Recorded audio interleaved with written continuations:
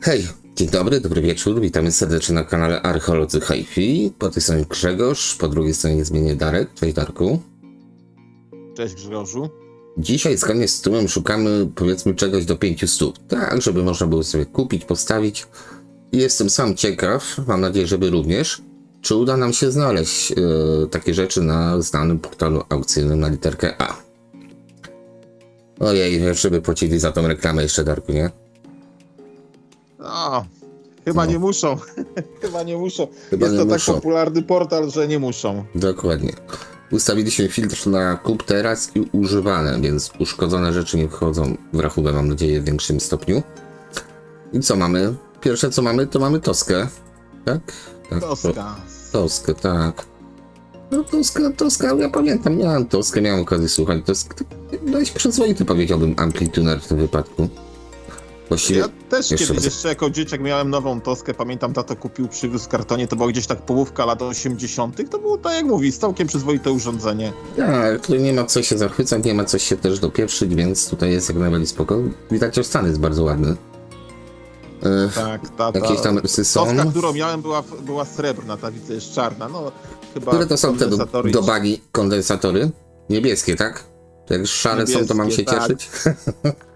Chociaż Nie, to nie ma reguły, Grzesiek. To jak Tak, trzeba zmienić, to trzeba. żartuję Nie ma co. sobie. Ja czasami się zastanawiam, jak oglądam filmy tam ludzi, którzy naprawiają sprzęty, a dają te filmy na YouTubie, tak? I ktoś tam mówi z właściciela sprzętu, że on chce mieć sprzęt zachowany w oryginale. No i ten biedny mechanik, serwisant nie wymienia tych kondensatorów często, gęsto, no bo ma być w oryginale. Ja myślę, więc jaki jest sens dawania do fachowca sprzętu, skoro on ma pozostać w oryginale, jak to czasami w oryginale po prostu te kondensatory są wyjechane, wyschnięte i to nie gra. No ja sam wiem po sobie, jak gra powiedzmy sprzęt ze starymi kondensatorami, a później po wymianie na nowe. No to zależnie od sprzętu, czasami jest to Dokładnie. wydatek 1000 złotych, no ale przy takiej Tosce jest to, myślę, wydatek niewielki. Dokładnie, zobaczmy co z tymi kondensatorami, jak już tak zaczęliśmy ten temat, jakże ważny i istotny. Powiem tyle, że niektóre z tych starych kondensatorów nie do końca warto wymieniać. Tutaj akurat to założenie, że powiedzmy są dobre, oryginalne kondensatory, jest jak najbardziej, nie liczą się kondensatory polskie. Aczkolwiek niektóre te stare kondensatory po sformatowaniu, one trzymają parametry, więc przynajmniej przy zachodnich sprzętach nie ma sensu tutaj wymieniać. A my jedziemy dalej. O, Onkyo R1 czy A1? R1. R1. No tutaj już troszeczkę mniej do poprawek. No wiem, że to ma swoje lata, tak? Jakby na to nie patrzeć, Darku. Ale no niestety tutaj powiedzmy cena jest taka, albo zdjęcie wyjątkowo paskudne, wiem, bo zaraz powiem o następnym sprzęcie coś więcej. Jak trafiło? Znaczy, to też może być brudne, wiesz, Grzesiek, takie coś, jak ktoś sobie kupuje, to niestety trzeba rozebrać pod No wodę okej. jakiś płyn, No dobrze, tutaj wymyć, jeszcze, złożyć z powrotem, nawet jeśli jest sprawnym elektronicznie. tutaj nie wiem, no, może tak, może nie, to jest właśnie problem, że czasami trzeba podjąć to No ryzyko. nie wiem, oplute, brudne paluchy, nawet nie Tak. wiem, nie chcę Tak. wiedzieć, z czego te paluchy były, także jedźmy dalej. No nie, no, jedźmy dalej. I teraz sam będę się patrzył, przepraszam. Tak, to jest moje, nic więcej nie powiem. Sprzedaję, bo nie mam miejsca. Oplute. A kupiłem Nie, klamkę nie do jest. plastików. Nie jest oplute, no co ty gadasz. No. Ale kupiłem, za dobry aparat jest po prostu... Dobra, nie będę nic reklamował, chcecie to piszcie. Pierdziele. Dobra Saba, ładna Saba, brudna jak cholera. Zdjęcie zrobione na dobre 30%. Dziękuję, do widzenia, lecimy dalej. A się zastanawiałem, czy trafię na to. Trafiłem. Yamaha RX 930. No tu już jest tak. Ale widzisz, tu jest licytacja. Teraz nie rozumiem po prostu, co ja zrobiłem. A to jeszcze tutaj, przepraszam. Kup teraz. Dobra, Yamaha nam znikła. Ale tu mamy całą wieżę JVC. Też bardzo ciekawie. Mi się wydaje, że jak kliknąłem na amplitunery, to po prostu przeskoczyło. Okej, to jeszcze raz od początku. Harman Kardon. No. Maran z pełnym ryjkiem, bym powiedział. Nie wiem kto kogo... No taki No jak Marantz design wygląda. podobny. Dokładnie, są miłośnicy tej marki. Tu myślę, że skoro są miłośnicy, to będzie w miarę dobrze grało. No Harman Kardon przez dłuższą metę właśnie taki design właśnie tych takich półokrągłych, czy tam nawet na 1/4 okręgu koła przycisków dealował, tak w wielu swoich sprzętach mieli coś takiego chyba, ojejku, jak dobrze pamiętam, do początku lat przełomu 90. i 2000 im coś się takiego uwidziało właśnie i robili takie te pół, takie na 1/4 no, koła. A ja byłem ciekaw, czy zobaczymy, ile to pobiera sieć i pobiera 160 W, więc te 30 W na kanał będzie nam służyć na pewno przy tym amplitunerze, tak? Amplituner? Nie, wzmacniacz. Nie, Sam wzmacniacz. amplituner, stereo receiver. Jest? A no tak, to nie jest sam stacji. wzmacniacz. Okej, tutaj są, nie będziemy tutaj się rozpływać. On w ogóle działa? Pełni sprawdy, tak, pełni sprawdy. Pełni sprawdy, no to szkoda właśnie, bo tutaj mnie również zmyliło to, że nic nie jest na tym zapalone. Taka rada dla sprzedających. Włóżcie wtyczkę do gniazdka. No bo jeśli działa, to nie ma się czego bać. Dokładnie tak, a na pewno to daje większe spektrum informacji, potężny no choćby to już jakby przy tym pieniędzy oglądali. No widać, że działa i... Tak, coś tam świeci. Elko Town. I to jest taki amplituner, nie wiem czy dzisiaj samych amplitunerów do 500 nie obejrzymy, bo zrobimy bizantyjski odcinek znowu, ale zobaczymy jak to pójdzie. AR4130, powiem ci wcześniej na niego nie trafiłem na Allegro. To jest dość ciekawa manufakturka. W oczy. O, tak nieskromnie mówiąc, tak? Ale od 8 do 16, więc ciekawe. Made in... No właśnie, też się zastanawiam.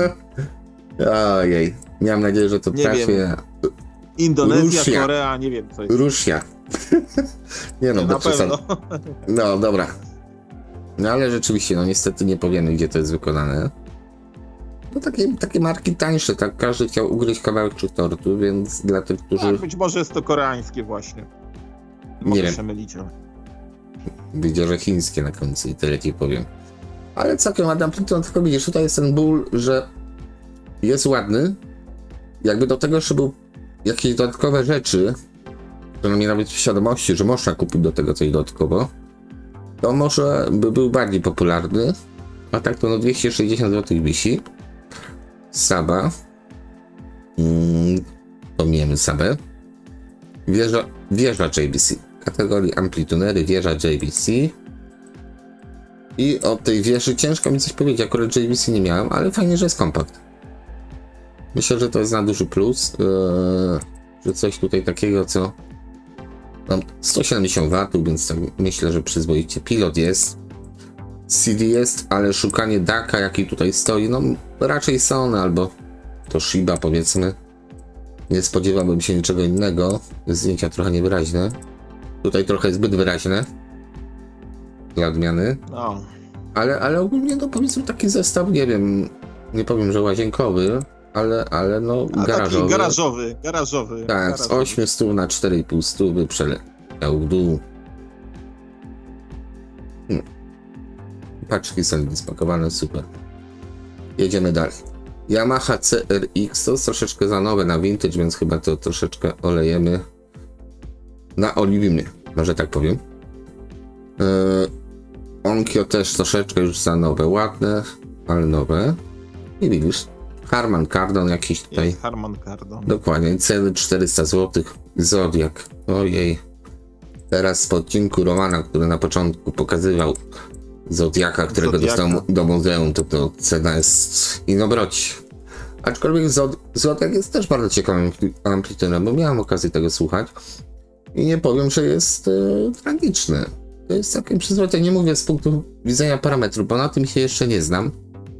Tudzież rozchodzi mi się o to, że nie powiem wam, jakie to ma w tym momencie wzmocnienie. Tego są internety, jak to się ładnie mówi, tak? A tutaj nawet jest. Okay. Tu są dane wszelkie. A tu są fale, ARC, dokładnie. To zainteresowani będą wiedzieć. 2 razy 10 W DSS 401, 2 razy 15 DSS 402. Więc inne końcóweczki mieliśmy. No, żarówki 6 V. Dobra, jedziemy dalej. Zodiak ciekawy. Jest designerski, jest bardzo inny od całej reszty. Różni się dość porządnie. A tutaj mamy Fischera już. To już chyba nam się kiedyś trafiło, prawda? Tak, chyba tak. Chyba ale jest Studio Standard, więc tutaj do tego jeszcze kasetę by szło znaleźć. Ten panel po prawej, korektor po lewej, no jest to przyjemny sprzęt, tak? Jeśli to jest Fischer, to z tyłu będzie miał pewnie taką wypustkę. Tutaj na panelu niestety środkowym to mamy tylko jakieś żarówki funkcyjne. Tutaj mamy stereo, skalę, balans, volume, kontur. Przyzwoity Studio Standard. No, te Fischery właśnie one robią robotę nie w pojedynkę, ale jak już są w zestawie takim statku, to już zaczyna robić się przyjemnie. Takie mam wrażenie. O, jest ta osłonka radiatora wypuszczona na zewnątrz. Made in Japan, więc spoko. I tutaj pan 135 W z sieci pobiera. Ale nie widać żadnych tutaj większych uszkodzeń. No wiadomo, to ma swoje lata. W pudełku byłoby droższe. Jak zarówno 400. Elak. I to jest fajna rzecz. To powiem to tak. Ci co mają, to wiedzą jak to gra. Ja mam troszeczkę nowszego Elaka od tego. Czy pan pokazuje nam jakieś skazę? Czy coś innego? Chyba ta... Chyba nie. No nie, dobra. Po prostu fajne zdjęcia. On wygląda tak powiedzmy dość smutno, jak nie jest wyłączony. Nie widać prawie nic, te przyciski są też ładnie tutaj ukryte pod spodem. Mało. Dziwi mnie tylko brak napisów na suwakach de facto. Zauważyłeś? Ja zauważyłem, że mam coś podobnego, u mnie stoi, jeżeli chodzi w ogóle o rozmieszczenie tych wszystkich przycisków funkcyjnych i to się nazywa, w moim wypadku, nie wiem czy nie Saba, Grzesiek. Saba, no to jest z jednej fabryki pewnie. Natomiast tutaj widzę o co panu chodziło z tym powiększeniem zdjęcia, bo tutaj nie ma po prostu podpisów pod tym do czego która gałka jest de facto. Cały ten górny panel został powiedzmy odnowiony jako taką, tak mi się wydaje oczywiście. Ale brakuje tutaj, no domyślam się, że to jest volume, to jest balans, tutaj mamy niskie, tu mamy wysokie, tak, to w zasadzie na dłuższą metę nie jest potrzebne. Albo ktoś to wymył niestety i zeszły napisy. Stwierdził, że lepiej wygląda bez napisów niż z przejściowymi napisami po prostu. Być może, no napisy można sobie zrobić. Ale Elak bardzo fajny, tutaj pominiemy, no Pionier SX 424. Taki dość niższy model bym powiedział. No niski model, ale ładnie wygląda. Jak to Pionier z tych lat, po prostu z 70., końcówki 70. lat. Tu wszystko ładnie wygląda, ma swoje miejsce. No to nawet bym powiedział lata 60. końcówki. Nie, 70. raczej. No połowa 70. dobrze. Nie kłóćmy się, mam rację. Patrzę tutaj. 90 W lub 93 VA. No to powinno mieć 93 W, ale dobra. Niech im tam będzie. Prosto amplitude, no to chyba nic nie brakuje, tak? Nie wiem, czy to miało być czarne. Wygląda na całym. No tutaj ewentualnie te przyciski czarne, aczkolwiek no nawet pasują tutaj. Nawet jeśli by były nieoryginalne, tutaj niestety od spodu no parę strzałów dostał. Tylko opisuję, co widzę, prawda, Darku? Tak. Okej, ale no powiedzmy to jest naprawdę zbliżenie dość potężne, więc nie będziemy narzekać. Yamaha następna. No to są takie 90 lata, to no powiedzmy vintage, nie będziemy tego tykać. Dobra, Pionier SX 424 produkowany w latach 72-74. To mówiłem rację. Miałem rację, połowa lat 70. Tak. No dobra, bliżej 60 niech będzie. Nie no, powiedzmy po 50%. Żartuję sobie, muszę sobie pożartować. Nie zabieraj mi tego. O, ale tu już fajnie. Znaczy to są nowsze rzeczy niestety, 600 W na kanał, czy to łącznie, potęga. No to Philips. co to jest? Ale ma wszystko co potrzebne. Raczej na Germanach. SA591082.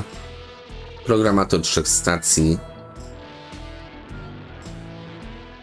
Horphon. Ale to jest Philips. No okej. Pod marką eksportową, ale jest to po prostu Philips. Horphon. Napalony głośnik? Mikrofon? Oj, Grzegorz, dobra. No dobra, nawet jest co ciekawe, dobra. No, Darek, ja tego Horphon, no dobra, jeszcze raz. No jak mówił artysta kiedyś, skojarzenia to przekleństwo. Jedźmy dalej. Oj, dzisiaj, dobra, nie będę mówić, dzisiaj jest nie na wizji. Dobra. Super, sam wszystko na tyle, ile sprawdziłem, działa, jak fabryka kazała. Bardzo pan dobrze wydumał. Dobre brzmienie. Natomiast, moi drodzy, to jest po prostu Philips. Z lat 60. końcówki germanowy na 110% germanowy, nie na 50, nie na 60, tylko na 110% germanowy. Naprawdę dobrze brzmiący amplituder o mocy około 15-20 W na kanał. Tu mogę polecić łapkę w górę. Dla nas oczywiście też. Co mamy tutaj dalej? Nikko to jest taka marka, która też ma miłośników w Polsce. Tutaj pan napisał, że jest to JVC Nikko. Być może tak i było. Szczerze mówiąc, jeszcze tak firmą Nikko się nie interesowałem za bardzo. Miałem okazję tego słuchać. No ale powiedzmy bardzo ładny. W ładnym stanie. Napisy całe. Tutaj skromnie, ale są diody. Funkcje są. Troszeczkę brudu. Lub też cień po prostu, ale no powiem ci ładny amplituner.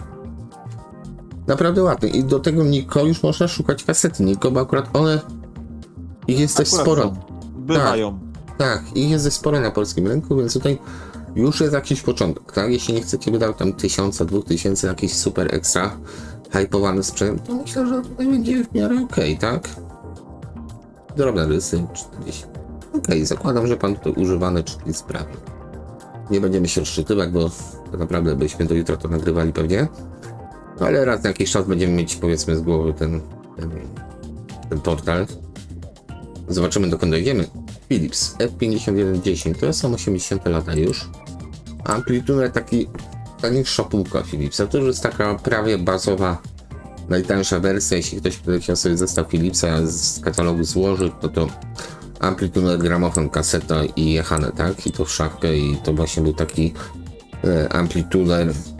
Jest ok, jest po prostu ok. Do tego sądzę, po tym tutaj wychylę, można spokojnie kupić za parę złotych kasetę. I już jest zestaw dwuczęściowy, amplituder i kaseta. Gramofony Philipsa też jakoś nie powalają, no wiadomo, zależy jaki model, ale nie powalają. Wiem, że z tyłu jest plastik, bym się nie przejmował. 130 W poboru z sieci, maksymalnie oczywiście. I wyprodukowane w Belgii. Ok, trochę czyszczenia. Tutaj jest jakaś ryska, cholerka. Ale fajnie, że pan to zrobił, że widać. Natomiast no, ten sprzęt ma swoje lata, to fakt. Czasami te rysy nie są pożądane, ale czasami na przykład nasze Radmory, prawda, Darku? U mojego ojca stoi Radmor, który jest taki jaki jest po 40 paru latach, tak? Czyli nie ma koloru czarnego, tam owszem w paru miejscach czarne zostały, gałki jest czarne też zostały. Bardziej, bursztynowy. Tak, wypłowiał, ale drewno dostał nowe, a reszta, a propos purystów, reszta nie jest tknięta. Wygląda tak jak po tych 40 latach od produkowania. Wiesz, o co mi chodzi? Wiem, o co ci chodzi. Tak, bo można to robić. Ja bardzo chętnie bym sobie odnowił takiego Radmora. Aczkolwiek mnie powiedzmy pewne skazy wynikające z wieku aż tak bardzo nie bolą. Tak się rozkładałem, że nie wspomniałem o tym, że spoglądamy na Denona. Jego też początek lat... No może nie początek, no na pewno lat 80, tak? Pewnie pierwsza połowa lat 80, gdzieś no właśnie, tak, bo jeszcze... Możliwe, że tak, tylko mnie tak trochę niepokoi ten wyświetlacz, to jest troszeczkę zbyt taki ładny. Jak na pierwszą połowę lat 80. Jak zresztą w międzyczasie sprawdź, a my sobie skoczymy. DEA 550 model. Mogę się mylić. Zaraz zobaczę. Dokładnie. Co tutaj mam? O, Ropel nam się trafił, proszę. Taka dość egzotyczna marka. Tutaj jakaś skaza jest też na front panelu. Nie wiem, właśnie ze srebrnym trochę nie miałem do czynienia, żeby to odnowić. Właściwie nie wiem, jak dokładnie to zrobić. Może któryś z widzów podpowie, z tyłu Barans się ukrywa za Rotelem, ale to są... Widzę, że ten Denon to jest 86 rok i on jeszcze mógł mieć, podejrzewam, w opcji bardzo ładne boczki drewniane i wtedy ładnie wygląda. No właśnie, tutaj... W ciemnym drzewie. Kwestia fantazji, że czasami z takiego Denona można coś takiego bardziej lukratywnego, bym powiedział, stworzyć. A tutaj Rotel, no tak jak powiedziałem przed chwilą, marka mniej znana, ładny. Ja mam podobne Sansui, powiedzmy, bardzo stary Sansui, mocowo nie powalający na kolana, ale lubię go. Nie brzmi najgorzej, mocy jest wystarczająco. No twoje Sansui ładnie gra, bo ja dwa razy miałem chyba okazję słuchać, więc całkiem fajnie gra. No dokładnie, i 15 W na kanał i nie potrzebuję więcej. Ja do połowy mocy nie rozkręcam, dyskoteki na tym nie robię. Słucham muzyki, ja nie próbuję przeżyć. Pika nikt nie tyka. To jest takie moje wesołe słowotwórstwo. No taki amplituner, powiedzmy, też 290 zł, jeśli ktoś szuka czegoś, co ma grać gdzieś w tle, nie zajmować dużo miejsca, to myślę, że fajna propozycja też. Chociaż to są lata 90, aczkolwiek niedługo, pamiętajcie, to już będą już też sprzęty vintage, jakby na to nie patrzeć, tak? KR820, to chyba mieliśmy okazję oglądać, przepraszam, trochę za szybko, 269 zł. No tu jest ok, nie ma braków. Do tego też można coś dołożyć na zasadzie jakieś kasety poszukać w miarę rozsądnych pieniądzach. O CD zapomnijcie do tego modelu, a cała reszta ok. 280 W sieci poboru, więc na pewno te 50 W na kanał wykrzeszać można z tego amplitunera. Nie będziemy tego sprawdzać.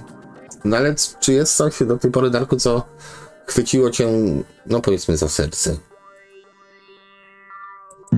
Jest, twoja Saba. Tak, już tak nie reklamuj, bo to będzie przypał.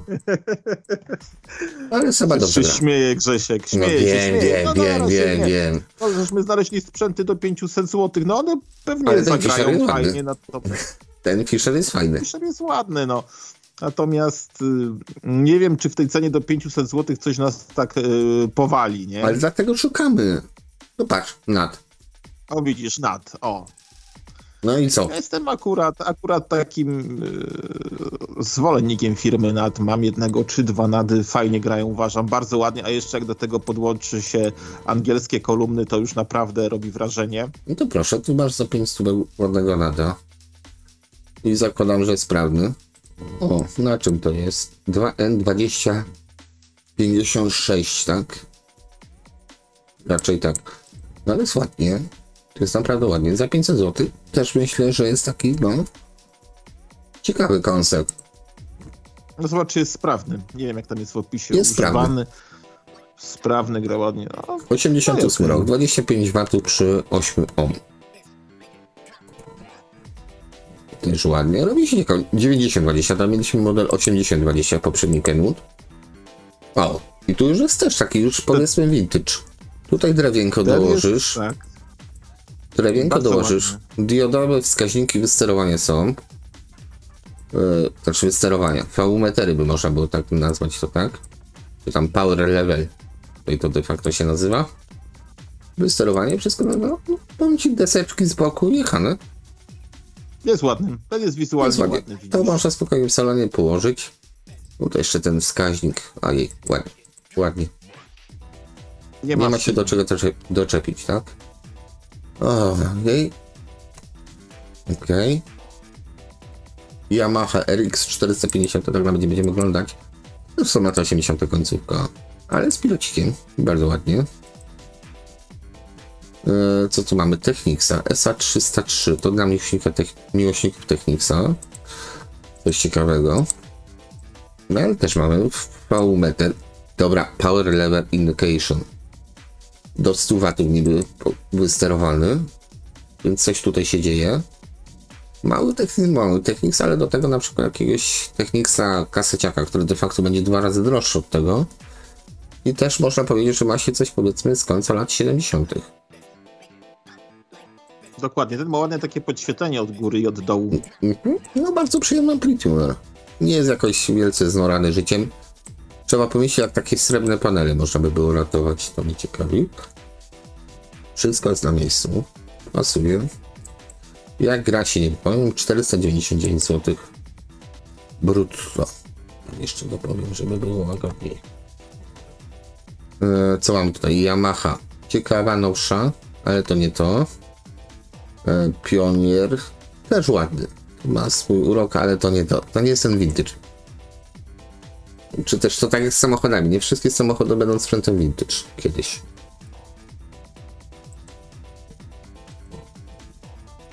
Prawda, Darku?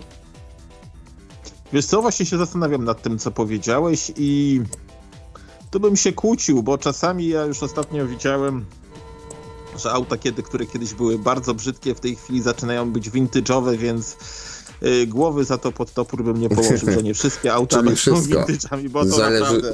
Zależy, no tak, to już się może się rozpotoczyć. No pomyślałbyś kiedyś, powiedzmy 20 lat temu, że Maluch będzie vintage'owy, czy Polonez będzie vintage'owy, gdzie tego całe tabuny jeździły jeszcze po drodze i ludzie się całe tabuny szły na złom tego. Tak, no tak jak mówisz, szły na złom, ludzie się wyspywali za marne pieniądze, a teraz jest sytuacja odwrotna. Taki research mam. Aha, tu jest SA303 za 500 zł. A tu mam SA202 za 370 PLN-ów. I tu już nie mamy wskaźnika wychowowego. Usyfiony trochę.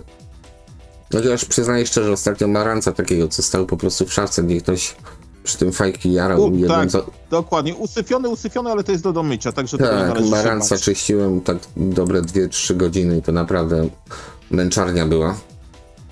Jak jest usyfiony, to pół biedy, gorzej jak byłby powgniatany. A porysowany też, tak. Porysowany, tak, powgniatany. Teraz Yamaha, taki amplituder, powiedzmy... Yamaha z lat 80. chyba. Tak, 70, końcówka 70., początek 80., to niekoniecznie lata 80. są. To można nawet sprawdzić, że to jest trochę starsze niż wygląda. CR240 model Yamaha. Zaraz zobaczymy. No jest taki ok. Znaczy wiem, że tu jest dużo, mówię, że jest ok. Ale po pierwsze... No jeśli będzie przerzute i wyplute, no to na pewno zwrócę na to uwagę. Tutaj biorę dużą poprawkę na to, że zdjęcia są zrobione tak, a nie inaczej. Nie zawsze to artysta, fotograf robił te zdjęcia, więc tutaj nie będę się czepiał. Teraz tak. Onkyo TX 7320. Okej, to jest też fajna baza. Jeśli ktoś kupi na przykład, nie wiem, w tej cenie raczej nie trafimy, no tutaj to je uratować. Akurat z czarnymi panelami jest mniejszy problem. No Yamaha 240 trafiłeś, 7980, także... Yamaha zawsze trochę wyprzedzała designem epokę. To wygląda na nowsze, a niekoniecznie jest. No, tutaj ta Integra też jest fajnym takim motywem dla kogoś, kto chce sobie na przykład... Ale magnetofon do tej Integry i do tej starszej Integry już nie będzie taki tani koniecznie. Tak, to jest model 2500. Około 1000 zł kosztuje teraz, powiedzmy, z second handa. No. Tak. Nie, ten jest jeszcze starszy, przepraszam, masz rację. To jest 2077 prawdopodobnie nawet. Ja akurat spoglądam na to w ten sposób, że patrzę jakiś złącznik, czy w danym sprzęcie tu jest pełen, czyli 83 powiedzmy rok. Nie jest podświetlony. Aczkolwiek to też jest niższy model, więc się nie bawił. Proszę, nad 290 zł. Anglicy z Unii Europejskiej uciekli, zostawiając za sobą dużo sprzętu. No dobra, ale to jest kino domowe. Sprzęt kina domowego, tak.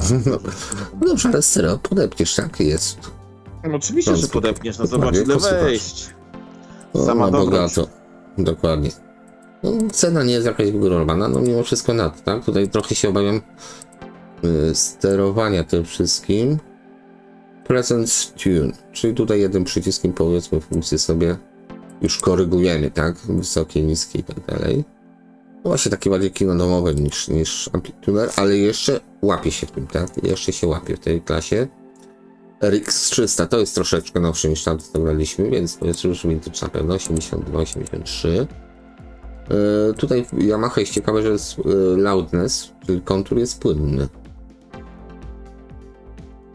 Czyli jakby ściszasz de facto sobie tony średnie, bo kontur to jest podbicie niskich i wysokich, czyli jak to można, Darku, równie dobrze osiągnąć, obniżając tony średnie. No bardzo, tak, znaczy się obniżając tony średnie, podwyższając tony niskie. Nie tak? musisz, nie no, albo powiedzmy zostawiasz na 0 tony średnie, tak mówię to kolokwialnie, stawiasz na środku korektora przykładowo.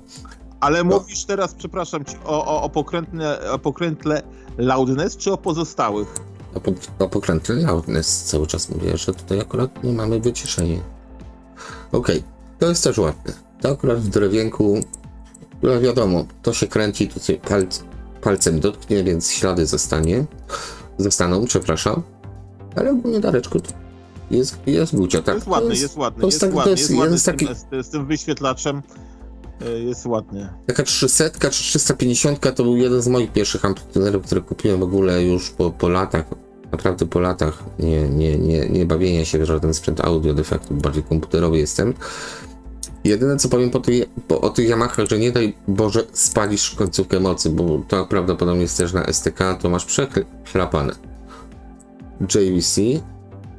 Tu widać troszeczkę chcieli nawiązać, może nawet do tych starszych amplitunerów swoich. Ja właśnie chciałem powiedzieć, że to takie biedne JVC, bo żeśmy kiedyś, pamiętasz, przeglądali katalog JVC. Dużo przestrzeni. Tak, to tamte były takie, no, zapasione. Tutaj nie masz korektora.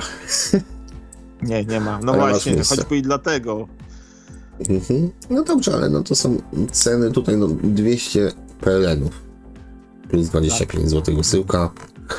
Urządzenie jest sprawne. No jak ktoś zaczyna, niech nie rzuca się na głęboką wodę, bo niech powiedzmy, to też jest dobra metoda, Darku, że powoli kupujesz sobie lepsze, ale wyrabiasz sobie własne zdanie, bo tu nie chodzi o to, żeby jakiś tam senseiów słuchać, którzy mówią kupcie to, bo to jest mega, a pod stołem biorą sobie za to mega jakieś pieniążki.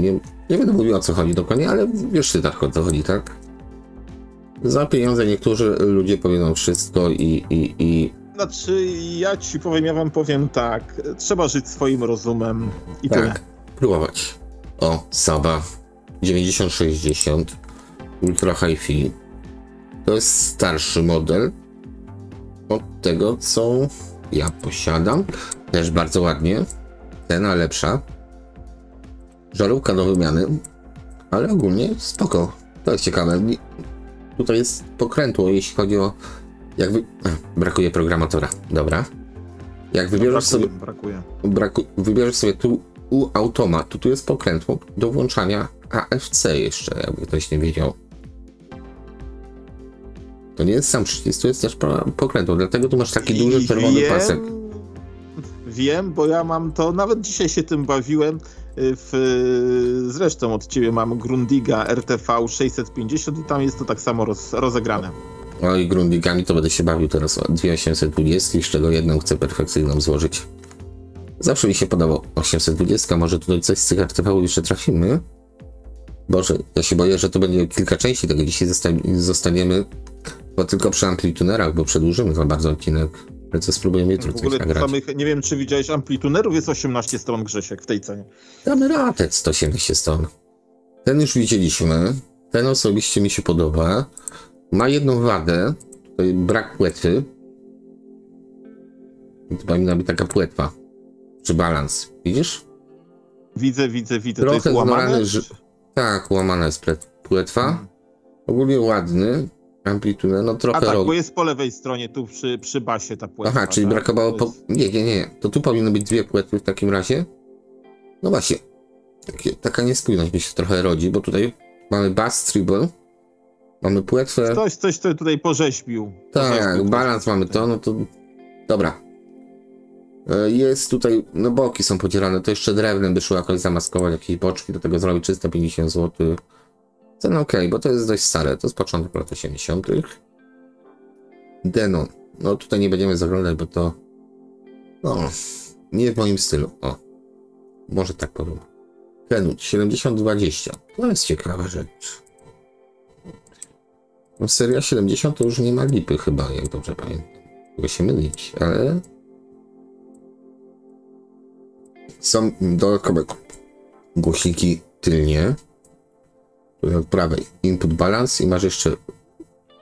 poziom tylnik, balans oddzielnie, a V, czyli będzie na pilocika, bo wiesz, ta 7020 to już był całkiem fajny magnetofon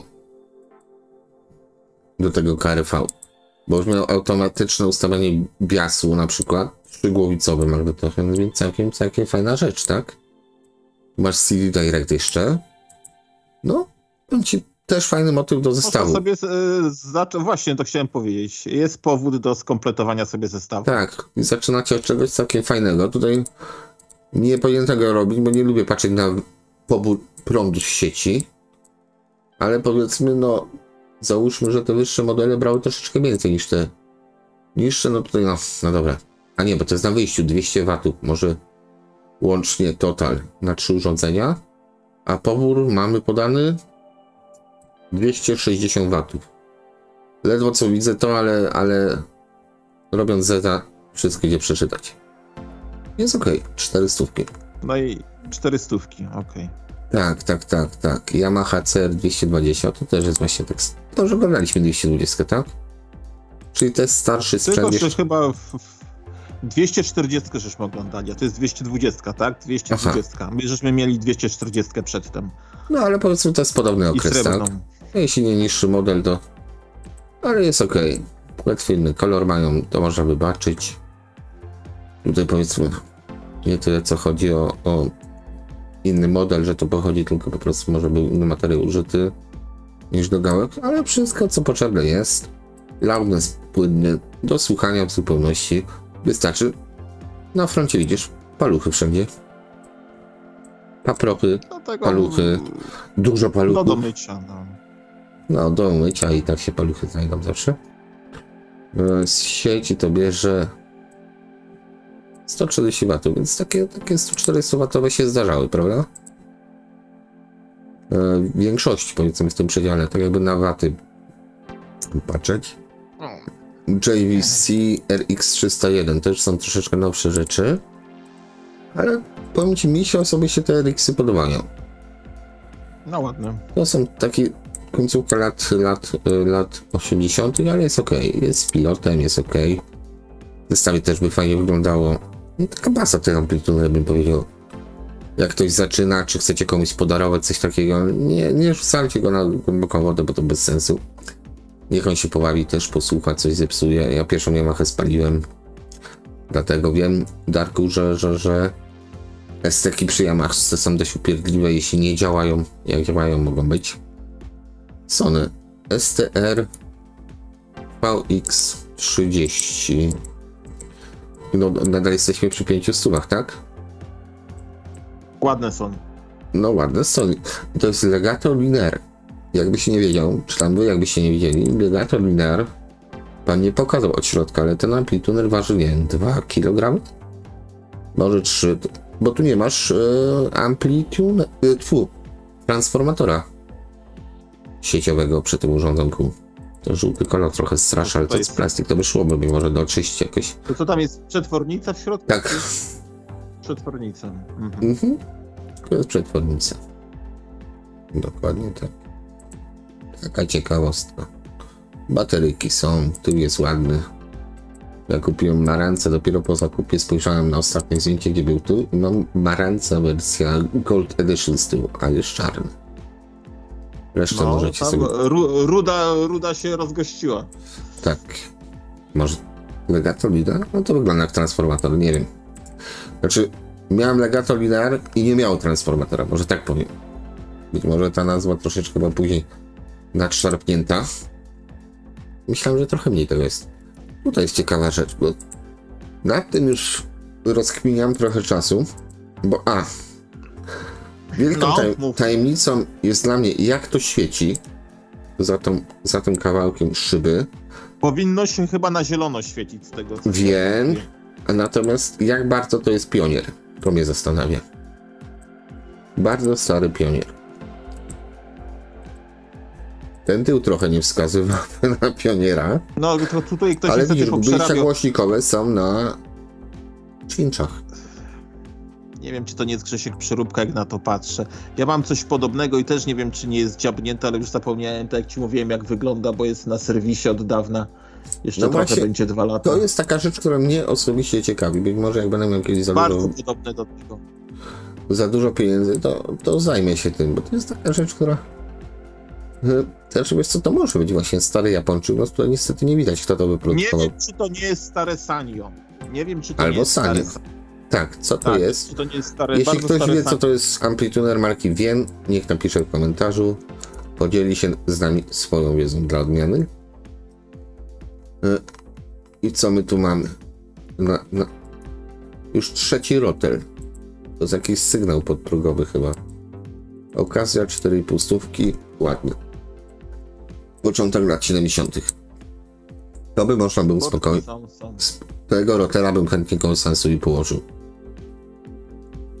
Bardzo, bardzo ładny. A właśnie, jakbyście chcieli zobaczyć, co ja mam w ulubiony, to napiszcie, co ja obserwuję, przykładowo. I zobacz, rotel, Diny 2. Bardzo A jeszcze ciekawe. pokrywka na bezpieczniki się zachowała, także to też fajnie. To warto na takiego rotela spojrzeć, bo to jest początek lat 70. To jest, mówię, to też jest starsze niż się wydaje.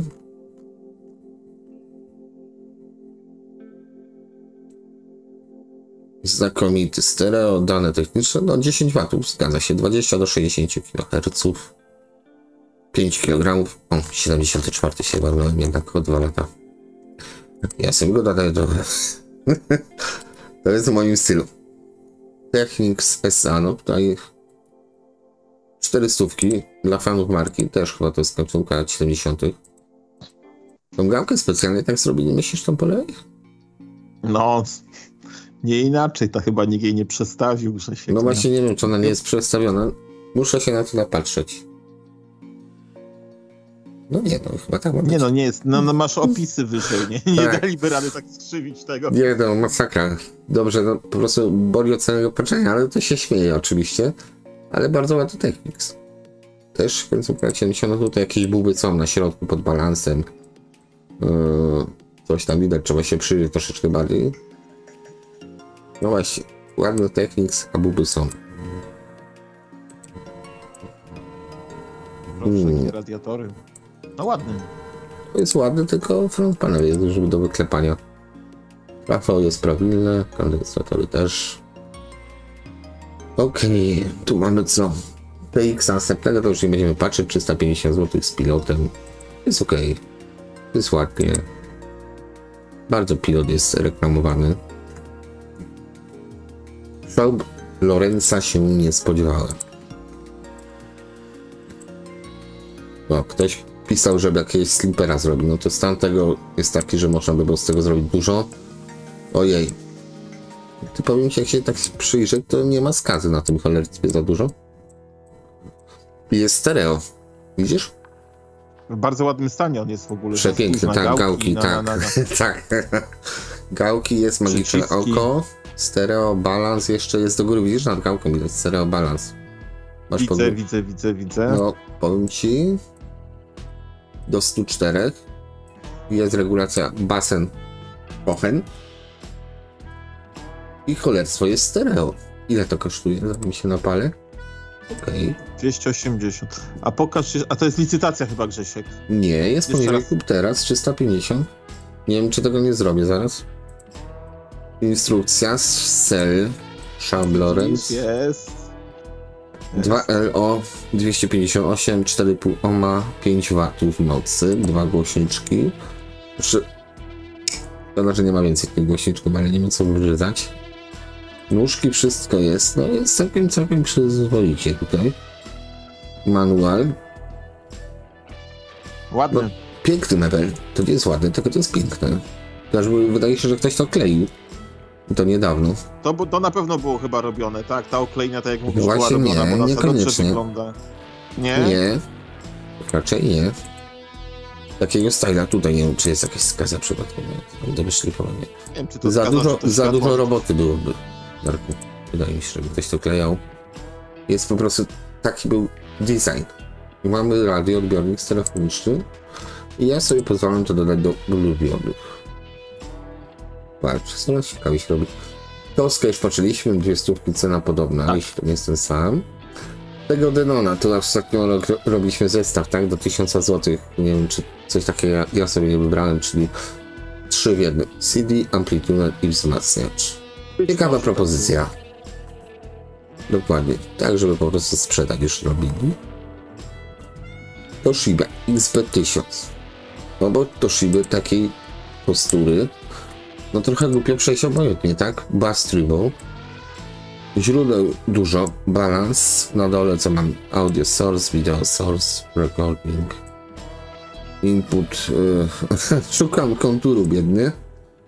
Ale mamy co tu? Jeszcze jakiś korektor. Surround, Theater, Space Fantasy, Stadium, Rock Concert, Nightclub, Cathedral i Concert Hall.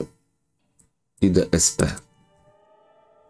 No mamy kino domowe, no. Tak, to znaczy, no tak, ale jest całkiem fajne kino domowe. I mimo wszystko to szybko. Nie neguję tego. Ładnie wygląda, no jak. Tak. Jak rasowy wzmacniacz z lat 80. powiedzmy. O, tutaj sobie poczytamy. No to już bierze 300 watów sieci. Jest okej. Jest ładnie, tu masz jeszcze jakieś antenowe VCR-y. Gniazda, no gniazd w cholerę. Jeszcze korektor by można było tutaj wcisnąć. CD, tuner, foam, tape. Okej, jest wszystko. To można spokojnie traktować jako... O, nawet input balance ma jeszcze. Pięknie. Jak pan ustawi trochę na lewo i napisze, że jeden kanał głośniej, to chyba padnę ze śmiechu. 50 watów. Czasami się nie włącza. No to raczej nie sprawdzę. Słuchawka. Dźwięk jest tylko z jednej strony. Z drugiej szum. Wiesz co? W głośnikach cisza. Nie. No tak, ale no okej. I to jest sprzęt używany. Trochę ruszyć mózgownicą, bo to potrafi zniechęcić. Nawet czasami do sprzedawcy, że ale no, też właśnie zawsze należy czytać opisy, tak, bo zgadza się. Żeby się nie naciąć. Znaczy na pewno czasem się zaryzykuje. Tutaj znowu już jest piękna rzecz, tylko tutaj tak bym powiedział, że... Bang Olufsen? Tak, ale boli mnie to, że volume jest... że nie ma po prostu volume. Nie ma tej szybki, tak. No. I tu jest ból tyłka, bo jeśli by ta szybka była, to resztę by szło tutaj doczyścić ładnie. I to jest piękny, stary Bang Olufsen. Takie coś lubię. A powiedzcie, cały czas ten Schaub Lorenz mi bryka po głowie. ITT to w którymś z poprzednich odcinków trafiliśmy? Odcinku ITT tak, akurat. chyba było. Dokładnie, też ciekawe. Bardzo dużo lat 90. kończy tutaj. Tak właśnie, wiesz co, tak rzuciłem okiem na to wszystko i tak żałuję, że tutaj chyba nie ma takiej możliwości, tak jak przy poszukiwaniu samochodów sobie zawęzić rocznik, tak? Bo tutaj to wszystko wychodzi mydło i powidło w cenie do 500 zł. No tak, ale to żeby zawęzić rocznik, to albo byś komuś musiał płacić za to, żeby robił to, albo po prostu jakimś celem zmusić, żeby to robili sensownie sprzedający. Nie każdy będzie ślęczał nie wiadomo ile czasu za... No zgadza się. Żeby tutaj powiedzmy wpisać, tak? Bo nie każdy to wie. Ktoś to sprowadził albo przywiózł, no... Nie. I myślę, że będziesz sobie szukał. Że niestety tak jest, no to już... Tak, jest jakaś ale pretensja, tylko takie... Znaczy, niestety tak, zgadzam się. Natomiast ciężko to będzie podejść. Tu mamy co? Harman Kardona. Ładna rzecz. Może się podobać. Tutaj powiedzmy większy skaz nie widzę. Tu jakieś syfy, nie syfy, inne rzeczy. Ale powiedzmy domowymi metodami szłoby to uratować. Ładna rzecz. Harman Kardon i złociszych 350. To mnie zaskakuje, bo był swego czasu hype na RTV 350. Tutaj mamy 380 i nikt się na to nie rzuca, tak? To jest w zasadzie długo to samo. Stoi ten. A to jest naprawdę piękny, stary, końcówka lat 60., początek 70. amplituner. To jest jeszcze germanowy. I czemu nikt go nie chce? O pomsty do nieba to była. No bo żarówki skali nie świecą, Grześku. To jak jest... Nie świeci to. Żarówka za 5 zł wkręcić. Zegar wskaźnik przesuwa się prawo do pewnego. Aha, czyli zatarty. No tutaj dużo więcej tego jest. Neckermann, Kenwood, ale to już Normandy. Nawet jest jakieś malutkie. Ale to jest tuner plus kaseta chyba. Okej. Tu się zawiesiłem. To mnie zaciekawiło, bo to są lata 90. pełnym rykiem, ale to jest mega szatki zestaw. Patrzę na tego pilota. Kurde, w drewnie. Kaseta jest. To tak było? To CD. mi powiedz, to Nie tak mam było? pojęcia, sprawdź sobie to, ale to jest tak pogięty zestaw, że... Właśnie, tutaj się kończy mój vintage. Tutaj zaczyna się podziwianie tego, co Pionier miał na myśli, bo to jest piękne. To jest kaseta z autorewersem, CD mamy.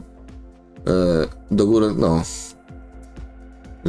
Boję się, że volume, no to mamy amplituner de facto, subwoofer, satelitki jakieś w drewnie. No, Darek. No tylko popatrz. Osobliwe. No nie wiem, czy jakiegoś nie brakuje tutaj jakiegoś konektora pomiędzy tym wyświetlaczem a którymś z urządzeń, no bo trzeba poczytać.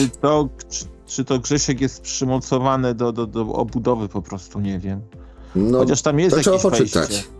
Powiem ci, to nawet bym chętnie ratował. 330 zł. XC to jest amplituner, tak? Do sprzedania ciekawy amplituner z odtwarzaczem CD i magnetofonem plus pilot. Pionier XCL7 CTL7. Z końca lat 90. skład kompletu też wchodzi głośnik niskotonowy i dwie satelity. Sound Message pracuje bez trzasków i ma moc na koło. A kanały grają równo. Ok. Radio odbiera stację w stereo, wejście AUX w przypadku magnetofonu odtwarza kasety, ale nie da się przewijać w jedną stronę. Odtwarza CD, nie odczytuje płyt. Panel z wyświetlaczem na kablu, słabo podświetla. No trochę pracy jest, ale załóżmy, że działa. Ja sobie to też dodam do ulubionych. Dobrze. Zobaczymy. To jest ciekawy projekt. Onkyo TX200, no to tutaj 200, no podstawowy model, ale ten Onkyo, mam wrażenie, że Onkyo nie miało słabych modeli po prostu. Oni jak już coś robili, to robili. To jest też taka podstawa, właśnie to jest do tych starszych, powiedzmy, odtwarzaczy kaset. No mimo wszystko jak na sprzęt, no de facto z niższej półki to tak jest fajnie, tutaj trochę rdzy wyszło już. Miało jakieś tam warunki. Tam na boku widziałeś? Tak, widzę.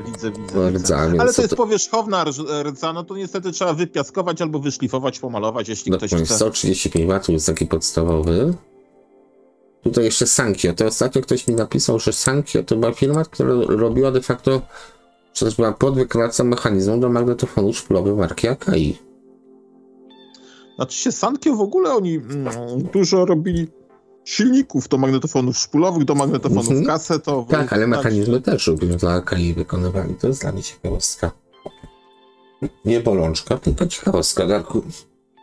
I ogólnie kasetę też jakąś widziałem z Sankyo, więc taki low-end, nie high-end, bo wszyscy mówią o high-endzie, a ja chcę low-endu. Jest fajne. Bo wiesz, to, że sprzęt za powiedzmy 5-10 tysięcy zagra, no okej, super. No, wiem, do czego zdążasz, tak? Tak, a to samo co w przypadku kolumnach. Jak to zagra, no to super. A jak to coś za 300 by zagra świetnie, no to jest tylko wartość dodana, no i radość. I się cieszyć, oczywiście, no. A tutaj za powiedzmy tam kwotę, tutaj są jakieś otwory, nie wiem od czego, znaczy otwory, powierzchowne rany, bym powiedział, ale górą się nie przejmujemy, bo górę można pomalować. Lenko? Szwajcarska firma, tak? Tak jest, tak. Oni nie mieli lipy, tutaj ładne te hebeleczki, takie delikatne. Ładnie zrobione. Jakbyś dobrą farbkę dobrał, no to byś myślę te skazy tutaj mógł zamalować. Nie są na napisach. Zgadza się. Na dzinach, no i bardzo przyjemny amplituner. Oj, no zobacz. O proszę, i wszystko świeci. No, i wygląda pięknie, bo to jest Lenko. to nie jest to Lenko, co teraz gramofon są. 329 zł. Okej, ja sobie teraz nie widziałeś tego.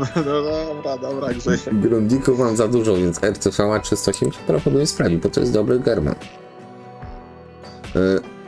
Nawet Marantz się trafił, no patrzcie. Marantz po przejściach, prawie jak z tego katalogu, co Marantz były reklamowane jako coś, co by trzyma pożar i wyburzenie budynku, tak? To ten, powiedzmy, samo wyburzanie. No takie lata już 80. Tak, to już jest Philips. To jakby z tyłu pisało Made in Belgium, to Belgium, to by mnie nawet nie zdziwiło. Wszystko, co potrzeba, jest tutaj monitor. Loudness do cichego słuchania, powiedzmy, żeby ten bas trochę brzmiewał. Tape źródła. Trochę żółty. Okej, Made in Japan. No i proszę, Marantz. Tylko tu jest właśnie ból, tylko jak to cholerka uratować? Szłoby, ale do tego potrzebny byłby talent modelarski chyba. To jest brud powierzchowny na pewno. Tak. O, no Saba. tutaj Saba. Merzburg, przepraszam. Merzburg. Mam takie... Dobra. Drewnem się nie przejmujemy. Brakiem gałki już się przejmujemy. Ale nie panel super. Gałki mam, gałek mi u mnie dostatek. No to takiego Merzburga by sobie zjadł drewno. Wyszlifował, pomalował. Po co mi trzeci Merzburg? Jak jeszcze tam tych dwóch nie ogarnął. No dobrze, no bo lubisz. Tutaj coś dziwnego widzę. Skala zaczęła uciekać. O, tak. No okej, dobra, są pewne rzeczy, to już dla miłośników. Strzała dostała i się urwała. Yamaha DTS z DVD. No nic, dobra, idziemy dalej. Co to jest? O, ta jest ładna. O, Merzburg świecący 500 zł. To samo co tamto, tylko drewno. Inne de facto, tak? Tak. Gałki wszystkie na miejscu. O. Nie wiem, czy to Germanik jest, ja już nie będę wszędzie na Germaniku widział. Ale chyba tak. Ładna rzecz. Ładna, 5 obłów na głośniku na wyjściu. W zasadzie wszystko można do tego ładować. Okej. Tutaj nie zwracam uwagę na to, bo ten dół jest taka nóżka czarna, to jest okleina po prostu zwykła czarna. Dlaczego jest to gęsto, jak to miejsce styku z powierzchnią jest do podklejenia co najmniej. 500 zł. Hi-Fi Studio, olbrzymi amplituder. Tak propos tego twojego elaka. To samo co ten elak, tylko lewą na prawą, prawą na lewą przerzucili. Tak, to jeszcze co innego. A tutaj masz... Oczywiście to wygląda jak elak, tylko z drugiej strony są powiedzmy tutaj część programatora jest po prawej stronie. Tutaj masz ten programator na tych diodach takich jest chyba. No, tutaj jest, coś się starło, ktoś to jest zbyt brutalnie. To Striker jechał i przejechał, rozjechał. Ale masz rację, to ten elak, ta Saba, o właśnie. Coś podobnego mam ja, także jak to... Dokładnie. To chyba ktoś z tym palcem maczał ten Sab. Dokładnie. 450 zł jest olbrzymia, tak, bo to pod 60 cm podchodzi, prawda? Tak, to jest duże i ciężkie. Okej. Tutaj coś, co ja obserwowałem też, to jest Philips, tylko no Philips taki, jak to Philips, potrafili zrobić ładne rzeczy, tutaj no raczej wszystko wytłoczyli, puścili i na F1241. Tak, 1241. Plastic is fantastic, ale jest ok. Czyli jest ok. Mam coś podobnego, No powiem ci tak, do garażu bym sobie to kupił, tylko pytanie, czy w garażu ja potrzebuję gramofon. No nie. No nie. Tu jest też, zresztą, o ile dobrze pamiętam, trochę mniej plastikowy, jednak bardziej chromowany. I to robi troszeczkę bardziej reprezentacyjną robotę. Philips, to jest ciekawe. W zasadzie to tu by można było napisać Marantz i by było to samo, tak? To samo pomyślałem, że w czasie dnia oglądałem tego Philipsa i właśnie pierwsze co mi przyszło na myśl to, że to jest bardzo podobne do twojego Marantza. Bardzo do podobne. Mojego nie, ale ja miałem takiego Marantza właśnie jak to. Ale styl jest Marantza. Znaczy styl jest Philipsa, no. Posiadasz. Tak, coś... No dobrze, no to idąc dalej... Aha, dobra, styl tego, dobra, rozumiem. No to jest Philips, ty masz Marantza, no. Tak zapętlisz, że później już sam zaczynam podejrzewać siebie. Okej.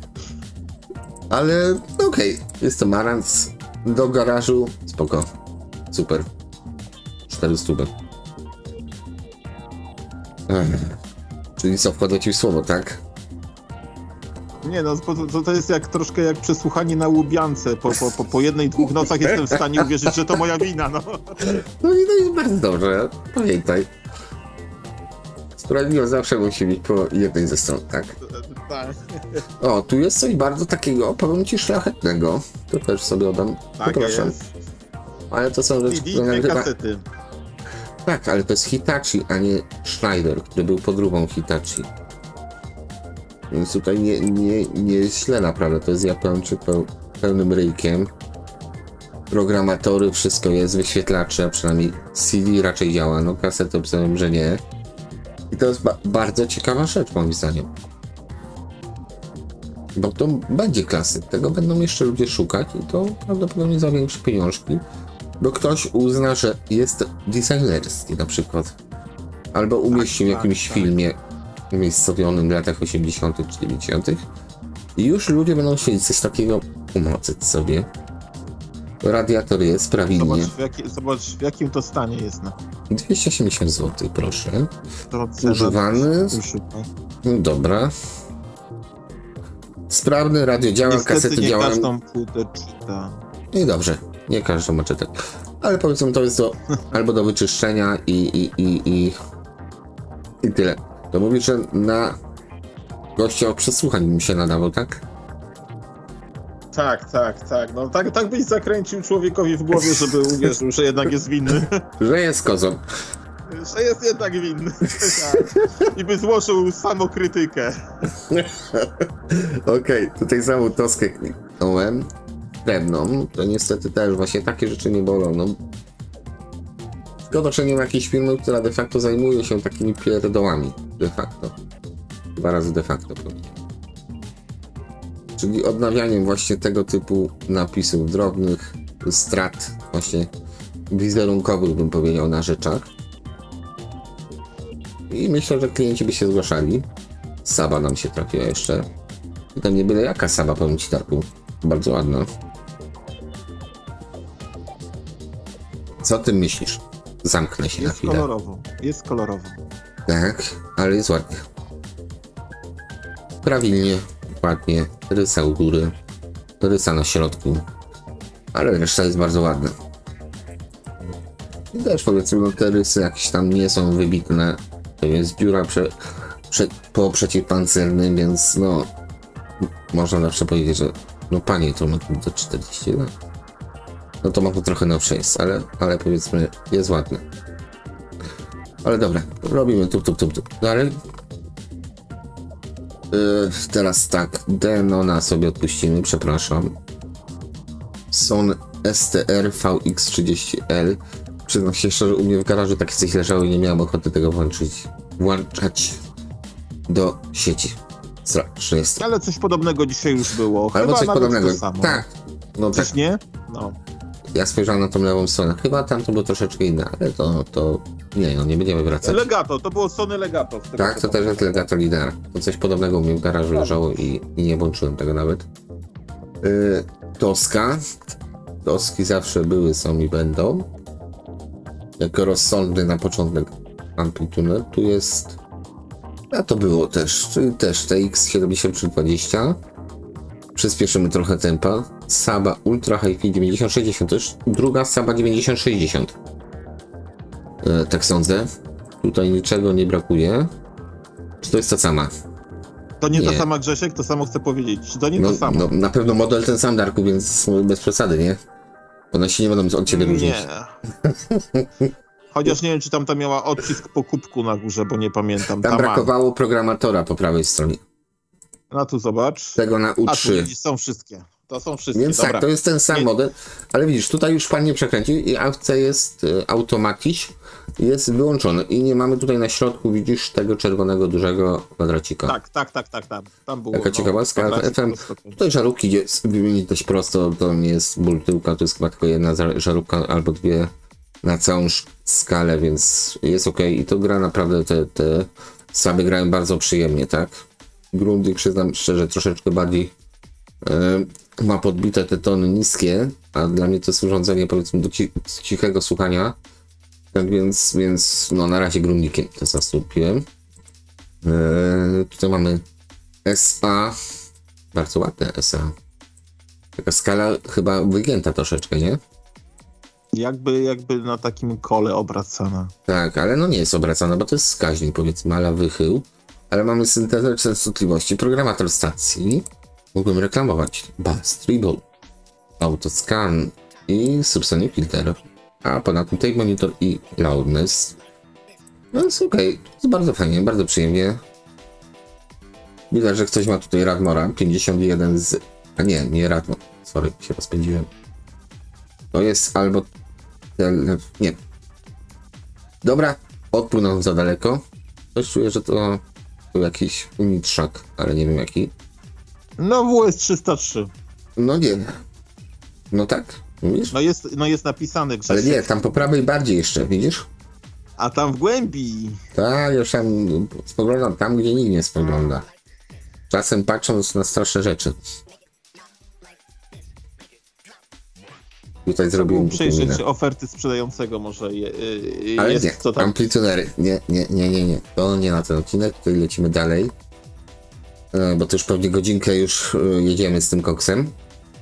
Ja się dopiero rozwijam, czy jak to bardziej rozpędzam. Ester, to chyba też już było Legato Linera, tak? Nie.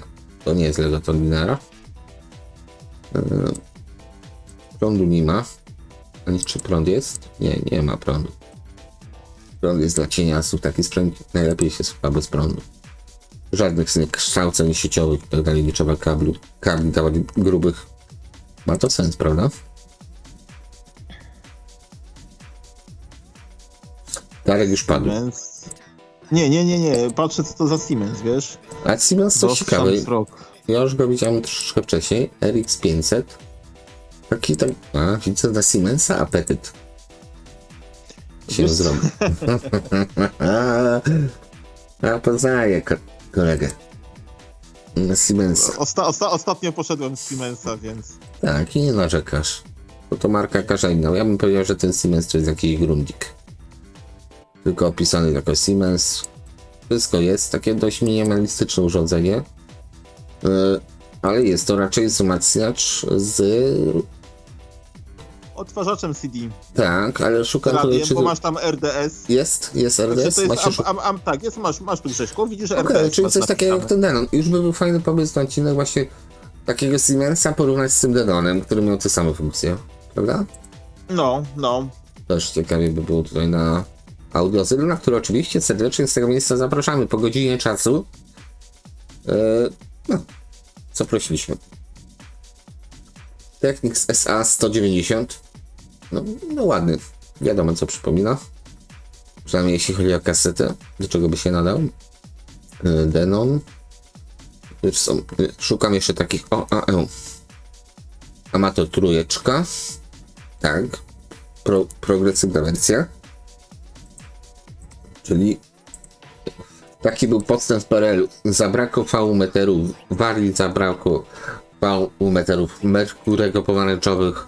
W Radmorze zabrakło w Amatorze też, a co? Diody. Chociaż tutaj to akurat nie przeszkadza. Nawet to źle nie wygląda. Wygląda inaczej, ale nie jest źle. Malinowy król. Grzesiek, to tych sprzętów to był najmniejszy problem. tak. Czyli Amatora ani mnie to nie ziemi, ani nie parzy do słuchania, tak jak mówię, w nocy, po cichu, nie jakieś tam słuchanie high-endów po melomańsku. Nie wiem, czy takie nie da rady. Pamiętam w ogóle moje teraz mówię ja. Moje pierwsze zetknięcie z hi-fiem to był właśnie Amator. Brat mojego tata, tam wakacje spędzałem u babci, brat mojego tata poszedł akurat stan wojenny, poszedł do wojska. Tam był gdzieś na zachodniej granicy, no i ja właśnie obcowałem wtedy z M246 i z Amatorem. Jeszcze jakieś kolumny unitry do tego były. Także pierwsze co słuchałem w życiu, znaczy takiego coś większego od zwykłego radia monofonicznego to był Amator i M246 Szpulak. To tyle, możesz już mówić. Poszedłem sobie. I teraz ja wytrąciłem się z rytmu troszeczkę. Ale okej, tutaj telefunken, to jest taki telefunken już późniejszy, prawda? HR900. Trochę mnie korci on, szczerze mówiąc, ale to tak jak mówię, to kiedyś bardziej z ciekawości, żeby mieć wiedzę na ten temat, jak to gra i czy to gra. Bo to już jest taki późny ostatni podryk niestety tej marki, jeśli chodzi o sprzęt audio, tak mi się wydaje jakiś taki... A sobie zauważyli, że tutaj... O właśnie! W międzyczasie chciałem powiedzieć, że zobaczyć, że nikt tutaj w opisach nie daje opisu, że jest to high-end, biały kruk, czarny kruk, biały i tak dalej. Ja podejrzewam, Grzegorz, że to są za niskie kwoty, żeby takie opisy dawać. A ja bym za tym, żeby ktoś napisał high-end, biały kruk. Namaszczony przez jakiegoś tam projektanta, który wyciął kondensator i włożył inny. Onkyo. Wersja z sreberką. No te Onkyo były ładne, ale to były w tamtych czasach rzeczy. Dla nas teraz są trywialne, no sprzędza, nie wiem, 200-300 zł, 260 zł, wtedy to ludzie by samochód pewnie za to mogli oddać. A przynajmniej polski. Zobacz, RTV 350 to już jest na pewno germanowy. Tak, on jest, no niby sprawny, on też mnie drażni. Drażni moje oczy od dłuższego czasu. Bo jest ładny. To samo co 380, tylko bardziej srebrny. Stereo świeci, wychył działa. No ładna rzecz tutaj, akurat chyba z Wrocławia. Z firma, prawda? Tak, z Wrocławia. Tak. No jest ładny. Jest ładny. Antenkę ma wbudowaną, więc jest wygodny, że tak powiem. Co tutaj jeszcze można by było? Jest używany. Też bardzo ładnie trzeba zaznaczyć. 67-69, więc naprawdę AD162 czy BC? Nie. AD162, dobrze. Więc jest ok. Pół metra i power output 20 W. Nie wiadomo, czy na jeden kanał, czy sumarycznie. Aha. Jest 10 W na kanał. Czyli 20 W sumarycznie, prawda? To się nie pokrywa. To też nie jest jakieś tam kłamstwo. Że napiszą... No ładny, on jest ładny. Jest ładny. To oglądaliśmy, to jest ten... Oglądaliśmy, tak. Horryfon. Kurde, nie. To jest horny Filip. Napalony mikrofon. Amator 2. To trochę jak na liście niektóre aukcje się powtarzają. Dwójeczka to jest wskaźnik z Radmora, czy też ten sam stosowany był Radmorze, czyli Varia. Widać tą niebieską poświatę, natomiast były też modele z bursztynową, gdzie był wskaźnik już późniejszy od Merkurego. Były też ciekawe przeróbki chyba Radmoru z pomarańczową w ogóle. Z pomarańczowymi wychyłami. Tamtym tłem. No to i co tam można było robić, tak jak maluchy. Był okres taki też złotych lat tuningowców, to maluchy były tuningowane. A teraz maluch kosztuje, no, co łaska 10 000, tak? Jak się trafi. Ładny egzemplarz. Więc Radmory były też jakoś tam przerabiane, żeby się trochę wyróżniały. Też nawet nie tak dawno. SA200 Technicsa. No tutaj te podstawowe modele nie urywają nic, ale jest ładne. Na słuchawkach raczej działa, z tego co pan tutaj pokazuje, bo podpiął. Taki właśnie sprzęt niszowy. Ja myślę już powoli nad podsumowaniem tego odcinka. Chociaż dojdziemy do końca tych amplitunerów, zobaczymy, bo tam podejrzewam są te starsze aukcje, których naprawdę że nikt nie chce. SA54, 60, chyba że konkretnie szuka jakiegoś sprzętu. Onkyo. To jest takie nowsze Onkyo, to jest do tej R1, tak? Tak, to jest R1. Już powinien sobie kupić, by miał komplet, bo mam magnetofon i... No i widzisz. Zawsze jakoś tak omijam temat, a kiedyś trzeba podjąć tą decyzję, no. O, nóżki ładne. Tutaj pan doinwestował. No. 30 zł taki komplet kosztuje. Też go chętnie kupuję, bo może nie takie wysokie, ale powiedzmy odpowiedniej wysokości, bo czasami to jednak poprawia niewielka inwestycja. Ten look tego wszystkiego jest w miarę ok. Poza tym mam często do czynienia ze sprzętami, które nie mają nóżek. Ostatnio Marantza takiego kupiłem i się dziwiłem, czemu jest taki właśnie zadymiony od prądu, a środek szybciutki i bez nóżek, bo siedział ten Marantz całe swoje życie w szafie, w Rosicie albo w czymś takim. Szafy ktoś nie chciał przywieźć, podejrzewam z Niemiec. My na tej stronie, nie byliśmy. Zodiak. Co mamy jeszcze takich ciekawszych? To już trochę przyspieszymy, co Darku? Znaczy się, wiesz co, te aukcje się nam przechodzą, ponieważ no właśnie widzę, że byliśmy... wychodzą, drugie aukcje przechodzą i to się przesuwa raz do przodu, raz do tyłu, Czy więc jesteśmy mogą w nam się pętli? powtarzać. Tak, jesteśmy w pętli, zgadza się. Tak, no Legato Linear 200 zł. To jest taka, Legato Linear to była seria przed ES-em w zasadzie chyba. Chyba tak. No. Następny model, przynajmniej z tych topowych, to był już AIDA nawet się trafiła. Zobaczcie. No ładna AIDA. Takie zdjęcia dość ekspresyjne, bym powiedział. O. Seteczka od JVC jeszcze weszła. Spodziewałeś się? Oglądałem. Niekompletna. Tak, ale brakuje nakładki jednej. nakładki niestety. To jest właśnie takie drobiazgi, a psują, powiedzmy, chęć zamieniania swoich pieniędzy na coś takiego. Rank Arena 230 zł. Też ciekawa firma.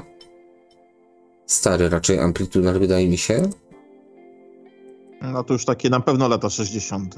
Końcóweczka. Druga połowa przynajmniej. No druga połowa. Końcóweczka, bo połowa to nie było takiej, to były bardziej lampowe jeszcze rzeczy sprzedawano. No, ciekawa propozycja, nawet sprawdzimy, czy jest sprawna.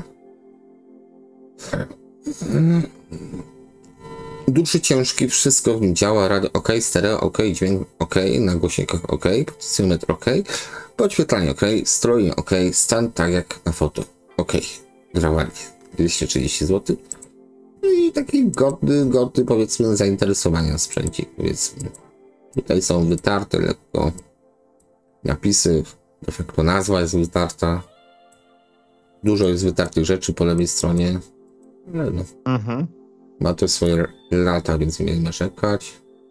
9120 to taki późniejszy model, ale to chętnie spojrzę na niego, bo 280 zł za coś, co wygląda naprawdę dość widowiskowo, bym powiedział.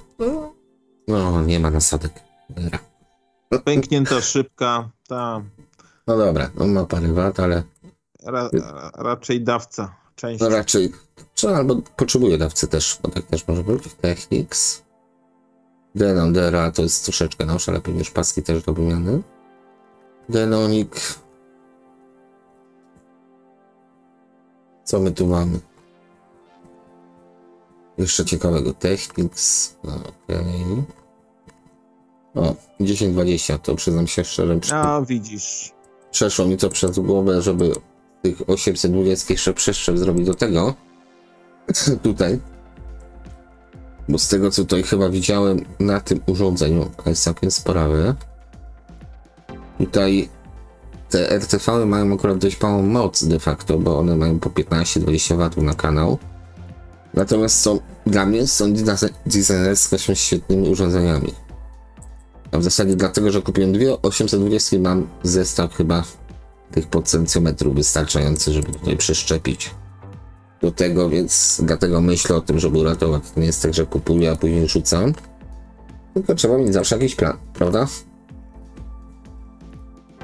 Duet. Też ciekawa propozycja. Ciekawe, czy Roman ma to w muzeum. Dueta. Proste, ale no przyjemne takie. No przypominają się pewne czasy. Taki kanciasty mi się podoba. Tak, ma kanty, to jest ok. Jak ma kanty, to jest ok. Aha, to tak podchodzi do sytuacji. Amator dwójeczka. Już trochę taki do czyszczenia. To Kata, to przyznam się szczerze, posiadam. Tutaj ten może nawet nie mieć, chociaż tutaj widzisz, po lewej stronie gdzie masz W, czyli prawdopodobnie tam brakuje cyferek. Tak się obawiam lekko, że po prostu są wytarte. I tu masz zestaw z świetnymi kolumnami. Żeby było śmieszniej. To te kolumny mam te kolumny, Boże, stoją u mnie już chyba z 1,5 roku w biurze. Też je czekają na swoją kolej. No, też je masz. Tą kartkę posiadam. Jestem bardzo ciekaw, bo tutaj to jest dość spore urządzenie, jakby na to nie patrzeć. Nie wiem, tutaj są jakieś parametry. Dobra, szukamy tych watów, bo się dobrze ukryły. 2 razy 23 waty na kanał. Okej. To by było ciekawie porównać z Radmorem, moim zdaniem, bo to jest wielkość Radmora de facto. Naprawdę duży amplituner RFT. Rema ciekawa. Co mamy tu? Wzmacniacz, dobra. To dzisiaj amplitunery, tak? Jamaszka, no to coś takiego myśleliśmy. CR279. To jeszcze niższy model. Żeśmy mieli 240, 220 i teraz jest 200. No to. Okej, tutaj mamy z tej samej stajni. R3000, co to tutaj robi? Tak, R3000, ale to jest taki. O, taki ten R3000. To nie jest 2002? Nie. To nie jest ten, co myślisz. No nie jest ten, też dokładnie. Myślałem, że to niestety to nie jest Że ten. Pana Boga chwyciłeś. Tak. Balans. Nie, są tony średnie. No są, ale nie ten. Ale to powiem ci, ja mam do tego chyba CD pasujące. Pomyśl o tym.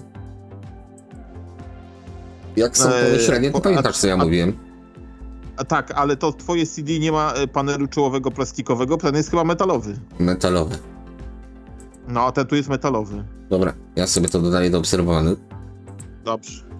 Bo to jest 3000, czyli to jest 2000 tylko z cyfrowym wyświetlaczem. Nie z analogą Sony. Reszta podejrzewam nie tykali nawet tego za bardzo. Zostawili jak było i tyle. Więc bardzo ciekawa propozycja. Ja dodaję do ulubionych, nie znaczy, że to kupię przed premierą, żeby nie było, bo pewnie nie będę miał tyle wolnej gotówki, żeby to uczynić.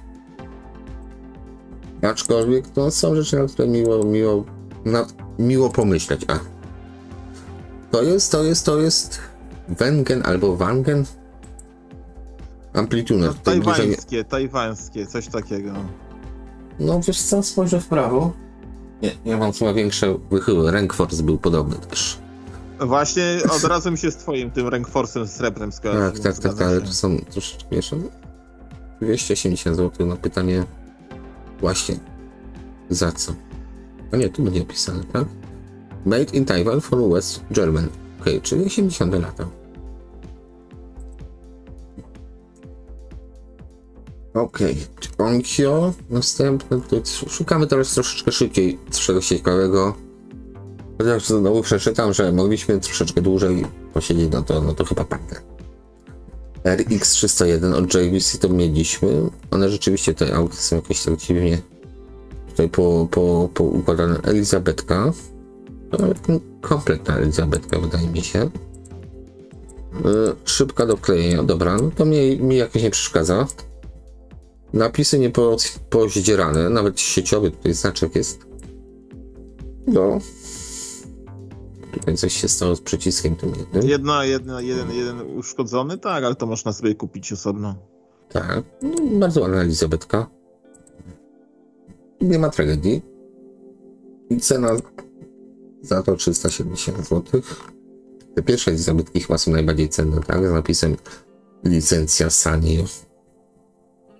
Technics, tutaj być może nawet z tunerem, tak. V4X i STZ 200. Okej, już jest jakiś zestaw podstawowy, bym potrzebował. Zajrzymy sobie, co? No tutaj właśnie się obawiałem, że jest parę rysek i są ryski chyba tutaj potencjometry lekko też weszły do środka. Takie mam wrażenie, żeby przeskoczyły trochę. No widzę tu pewne wady, tak? Jakby to był samochód, no, panie, nie masz pachli. Toska następna, tak dużo toszek, tak? Ale parę wadnych rzeczy tam powiedzmy wyskoczyło, prawda? TX70. Było kilka ciekawych rzeczy, jak najbardziej. Tak. Okej, jeszcze parę stron. To jeszcze oczywiście przyspieszymy. Co to? Niko. NR600.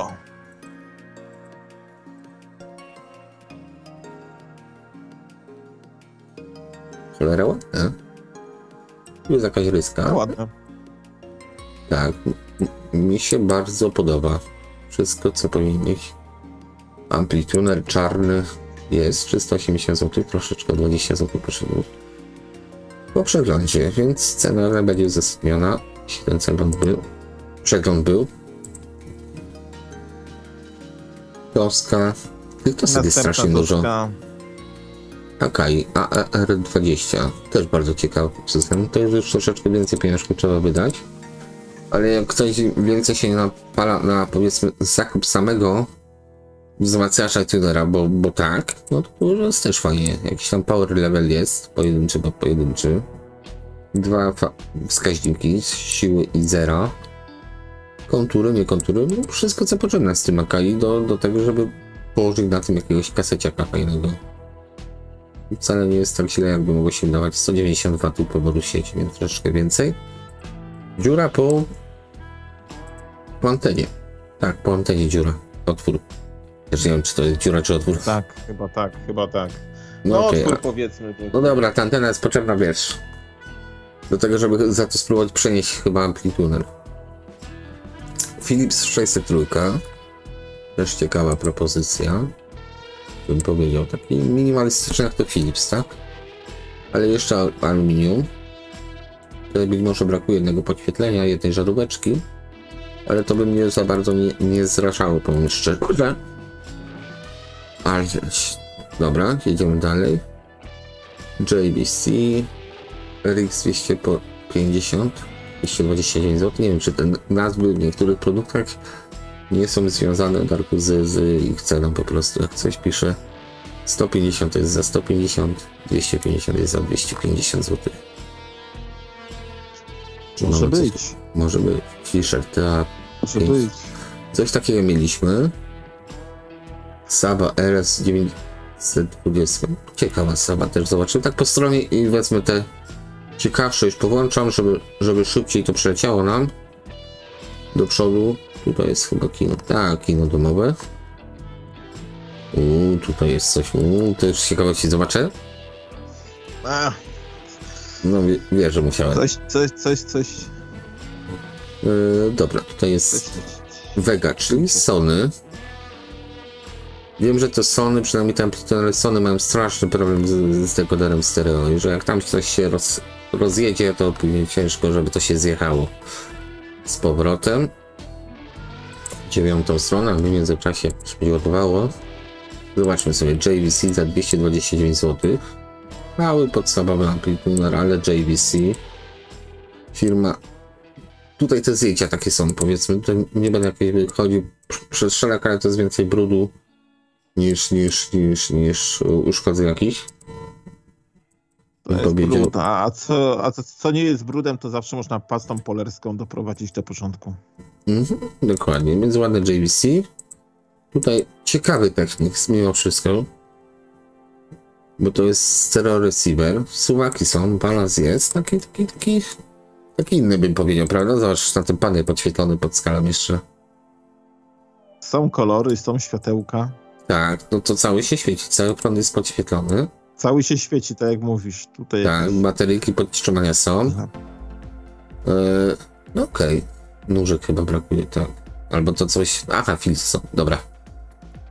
Ale no, powiem ci tak, jak na początku zwątpiłem, co to jest. Nie wiem, czy to zdjęcie nie jest prześwietlone, ale tu jeśli da się świecić cały ten element wielkości de facto kieszeni od kasety, no to jest bardzo ładnie, jakby postawić na tą kasetę.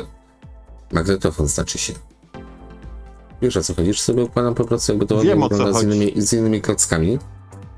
Tutaj mam klocek do tego magnetofonem. A, widzisz. Taba.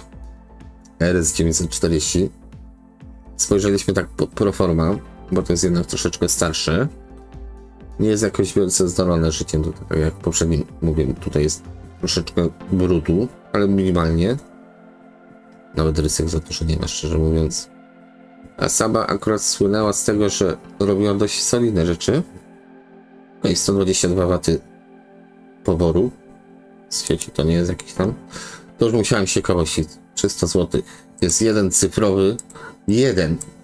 cyfrowy wskaźnik udający V-metr. Piękny.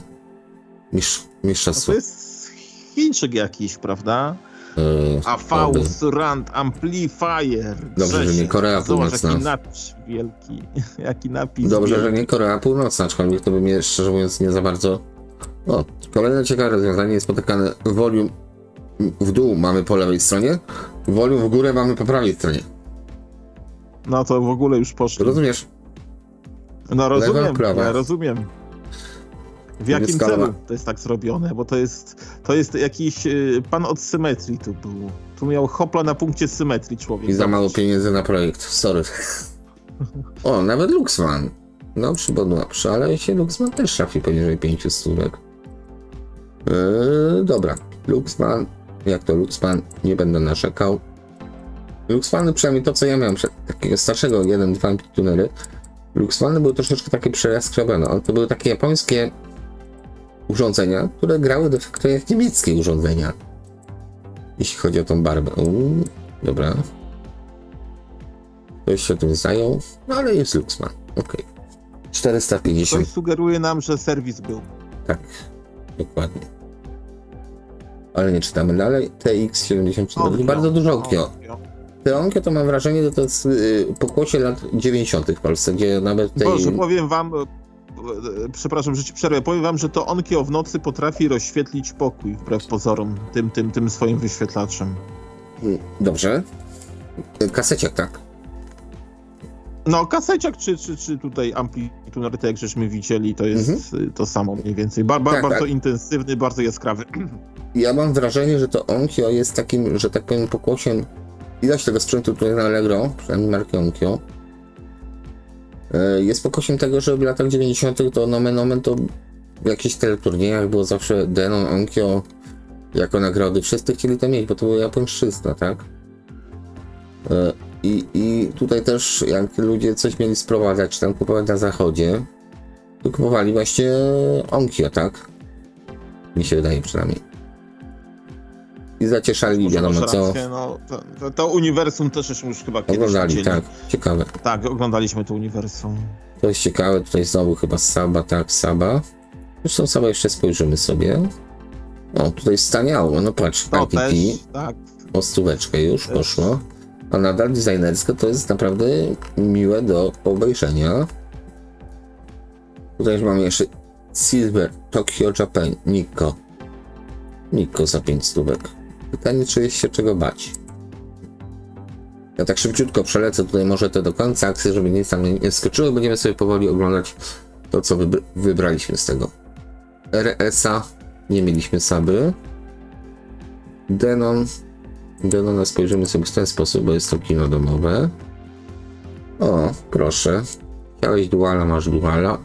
CR1730. O tym dualu coś ciekawego zaraz powiem.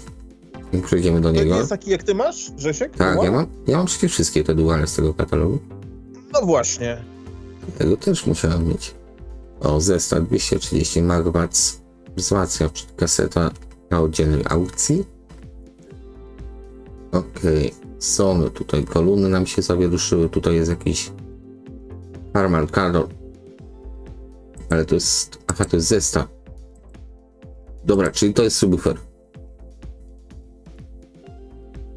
To jest subwoofer tak, coś i takiego, dwie satelity. Tak. I chętnie bym tego posłuchał. Tak. No, z czystej ciekawości. Trzeba mieć ciekawy w życiu, żeby zawsze coś sprawdzać, bo bez być tego... może to źle zagra, bo tak dziwnie wygląda. Ale dobra. Nie ocenia się po okładce, pamiętaj. Kenwood Amplituner, to tutaj nie widzę amplitunera Kenwooda. Widzę ampli plus tuner, tak? Plus gramofon, plus kaseta. A, czyli... Tak. Dobra, zobaczymy, co pan tutaj wystawił. Tak. Co tutaj jest? Tutaj jest tajemnica. A. RFT, RFT robiło takie cuda. No robili, bo oni to robili. Nie byli sami w tym szaleństwie. Dalej co mamy? Tutaj Denony, Japończyki. ITT już oglądaliśmy razem z katalogiem ITT. To jest samo ITT, będziemy wracać. KR2400. To jest ciekawe, bo to jest jednak vintage. Tutaj mamy Denon AVR już, czyli powiedzmy takie później lata 80. Bo jest to kino domowe, ale nie jest to kino domowe. 5412 Radwan i powiem ci, to jest z dzieciństwa mój pierwszy chyba sprzęt, który udało mi się tam gdzieś jakieś, nie wiem, czy to kosztowało 50 zł, czy 40 zł kupić i słuchać tego. Tensai, czyli Akai. To tutaj już ktoś ogląda filmy Audio Azylu i wie to, co ja widziałem, że Tensai, czyli jest to Akai. I już cena poszła do góry. Importer, Darku. Importer marki jaka i tylko pod swoim masą. No, coś tutaj robi ciekawego. No też. Sansui. Sansui też leży sobie. STR 333. Też ciekawe. To jest ta dykta, co oglądaliśmy, pamiętam. No, dzisiaj tak się rzuciliśmy, powiem ci, troszeczkę ostro poszliśmy z tym odcinkiem, myślę. Znaczy, ja cię ostrzegałem, że tego będzie sporo i tego jest sporo. No tak, a ja wesoło, że dobra, zróbmy wszystko po 500 zł. Zacznijmy od Amplitunerów, okej, to było 2 godziny temu. No, zanim zaczęliśmy nagrywać, też troszeczkę podupnęło, więc teraz muszę ja się spieszyć, co? Ale na szczęście jest dużo takich rzeczy, które nie przyciągają mojej uwagi. Z pilotem Sony. X5 ES2 Amplituner. To ES2 mnie ciekawi. Dobrze, jedziemy dalej, przeskoczymy na stronę 12, więc te 6 stron walniemy sobie. Żeby już później... Nie, chcę mieć po prostu kompletny odcinek.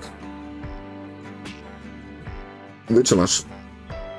No i wiesz co, jak będziemy już kończyć, to się zapytaj, czy ktoś wytrzymał do tej pory. O, dobrze, ale to dopiero na końcu. Ty spaliłeś. Brał Studio RS1. No, też ciekawe, bo to jest taka podstawa pod gramofon równie wielki. Ultra Hi-Fi, no to możemy policzyć jako amplituner, to chyba też troszeczkę staniało. To też staniało troszeczkę. Mi się wydaje. Sansui następny. Sansui od groma jest fajne. Jeszcze aluminiowe amplitunery. To jest Sansui. Fisher tutaj to ma jakieś wpływy tutaj na środku. Pytanie, czy to są starsze aukcje, czy są mniej opłacone aukcje? To jest dobre pytanie, jak to Allegro tutaj ustawia to wszystko. Wiesz co, no jak jest aukcja do sprzedania przedmiotu, tak, no to w pętli się cały czas pokazuje. No w sumie tak, czyli oprócz kuptera jest jeszcze licytacja i może się po prostu odnawiać rzeczywiście tutaj onkie już chyba oglądaliśmy podobne. BO Master to jest bardzo stary BO Master, to nie jest tam piku. Zresztą chyba, chociaż nie, pewnie był amplituner. Jestem ciekaw, czy ktoś napisze, że świetny odcinek obejrzałem do końca, rzeczywiście, to masz rację, trzeba na końcu. Albo ewentualnie komentarz typu było za krótkie. Wiesz co? No nie znam, ale mamy przegląd, to tak? Już widzę, jest coraz więcej, znaczy nie wiem, czy to przypadek, czy nie przypadek, coraz więcej już takich sprzętów lat 90. tak się skomasowało tutaj pod koniec. Trochę tak, trochę nie. Na razie no to przez wszystko ja tutaj powiedzmy, Darku, tak na szybciutko tylko klikam to, co... No ja wiem, Dual? Dual.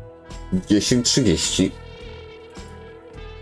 No, chyba zepsuty, co? Znaczy to jest Dual już Thomsona Dual. Pod marką Thomson. Aha. Jest to amplituner, a nie wzmacniacz, tak z tego by wychodziło, bo jest pytanie, amplitunery, prawda? Tu mam jeszcze jakieś Technicsa 400 SA313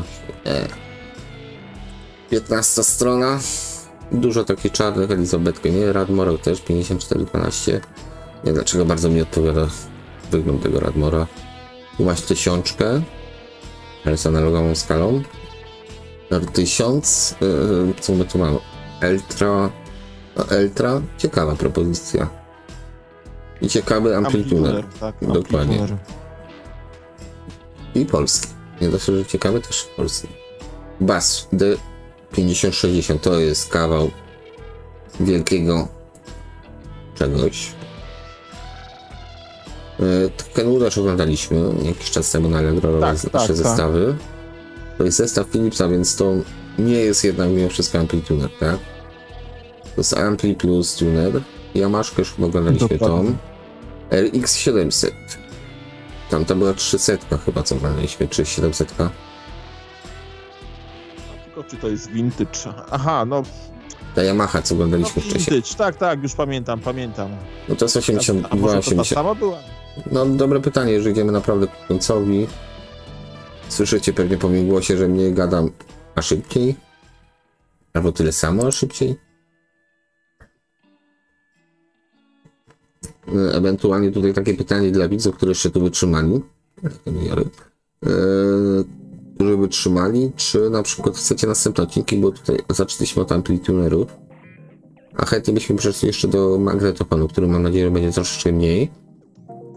I do pozostałych kategorii, żeby zobaczyć, co tam ciekawego jest, powiedzmy, z daną datą, tak, plus minus 2-3 dni. Bo dzisiaj nagrywanie zajmie tyle, że pewnie odcinek będzie jutro wrzucony. Jakoś pod wieczór. Na sen audycja niemalże. Będzie. Lub też do pracy. Żeby sobie posłuchać. Na audiobooka, przynajmniej w samochodzie, bym odradzał słuchania nas. Może to się nieciekawie skończy, zgadza się. Dlaczego pan spowodował wypadek? Klikałem. Na co? Na Allegro. TX25. To nie ziewaj, bo to będzie straszne, jak ziewniesz teraz. Ale ja nie siewam. Nie? No to tutaj... Dobrze. Pewnie sam siewasz, a mówisz, że ja siewam. Nie, co ty? Nawet Siemensik jest 444. Tak, jest ten Siemensik też, on stoi, leży, czeka na swojego kupca. Ja gratuluję temu panu, który kupił i się zdecydował na Siemensa, tą serię R666, która była na Allegro też bardzo długo czasu, bo trochę żałuję, że nie kupiłem w tych pieniążkach kompletu tuner. Chyba tam był timer. Tak, nie. To była wieża cała, taka mini tak, wieża. preamp, końcówka mocy, no za 500-600 zł, no to... Dobra sprawa. Dobra sprawa, ja mam troszeczkę żal do siebie, że nie byłem bardziej zdecydowany, tudzież nie miałem więcej miejsca, żeby coś takiego położyć. Robotronika już patrzeć nie będziemy, bo to jest RFT chyba, jak dobrze kojarzę. Albo spojrzymy. Robotron. Dobrze, już Darku ku końcowi się zbliżamy, jeśli chodzi o amplitudery na 18 kwietnia roku pańskiego 2020. ES dokładnie, dlatego już zamykamy zaraz to okienko. Nie bawimy się w szczegóły. Właśnie się zaczynamy bawić w szczegóły teraz. Wiecie co, następnym razem jak po prostu przygotujemy może zawczasu, już zrobimy taką poprawkę, Darku, myślę, że przygotujemy te aukcje, obejrzymy sobie bez nagrywania tego i po prostu przejrzymy sobie te aukcje, które naszym zdaniem są dość ciekawe, żeby ktoś się nie poczuł, że jest pokrzywdzony, bo pominęliśmy aukcję, no, po prostu nie wpadło nam w oko, albo nawet nie zauważyliśmy. To jest teraz stara Rema Adagio. Te wszystkie remy w zasadzie były robione na jedno kopyto. Ja tutaj nie pamiętam, ale coś takiego miałem okazję w rączkach mieć.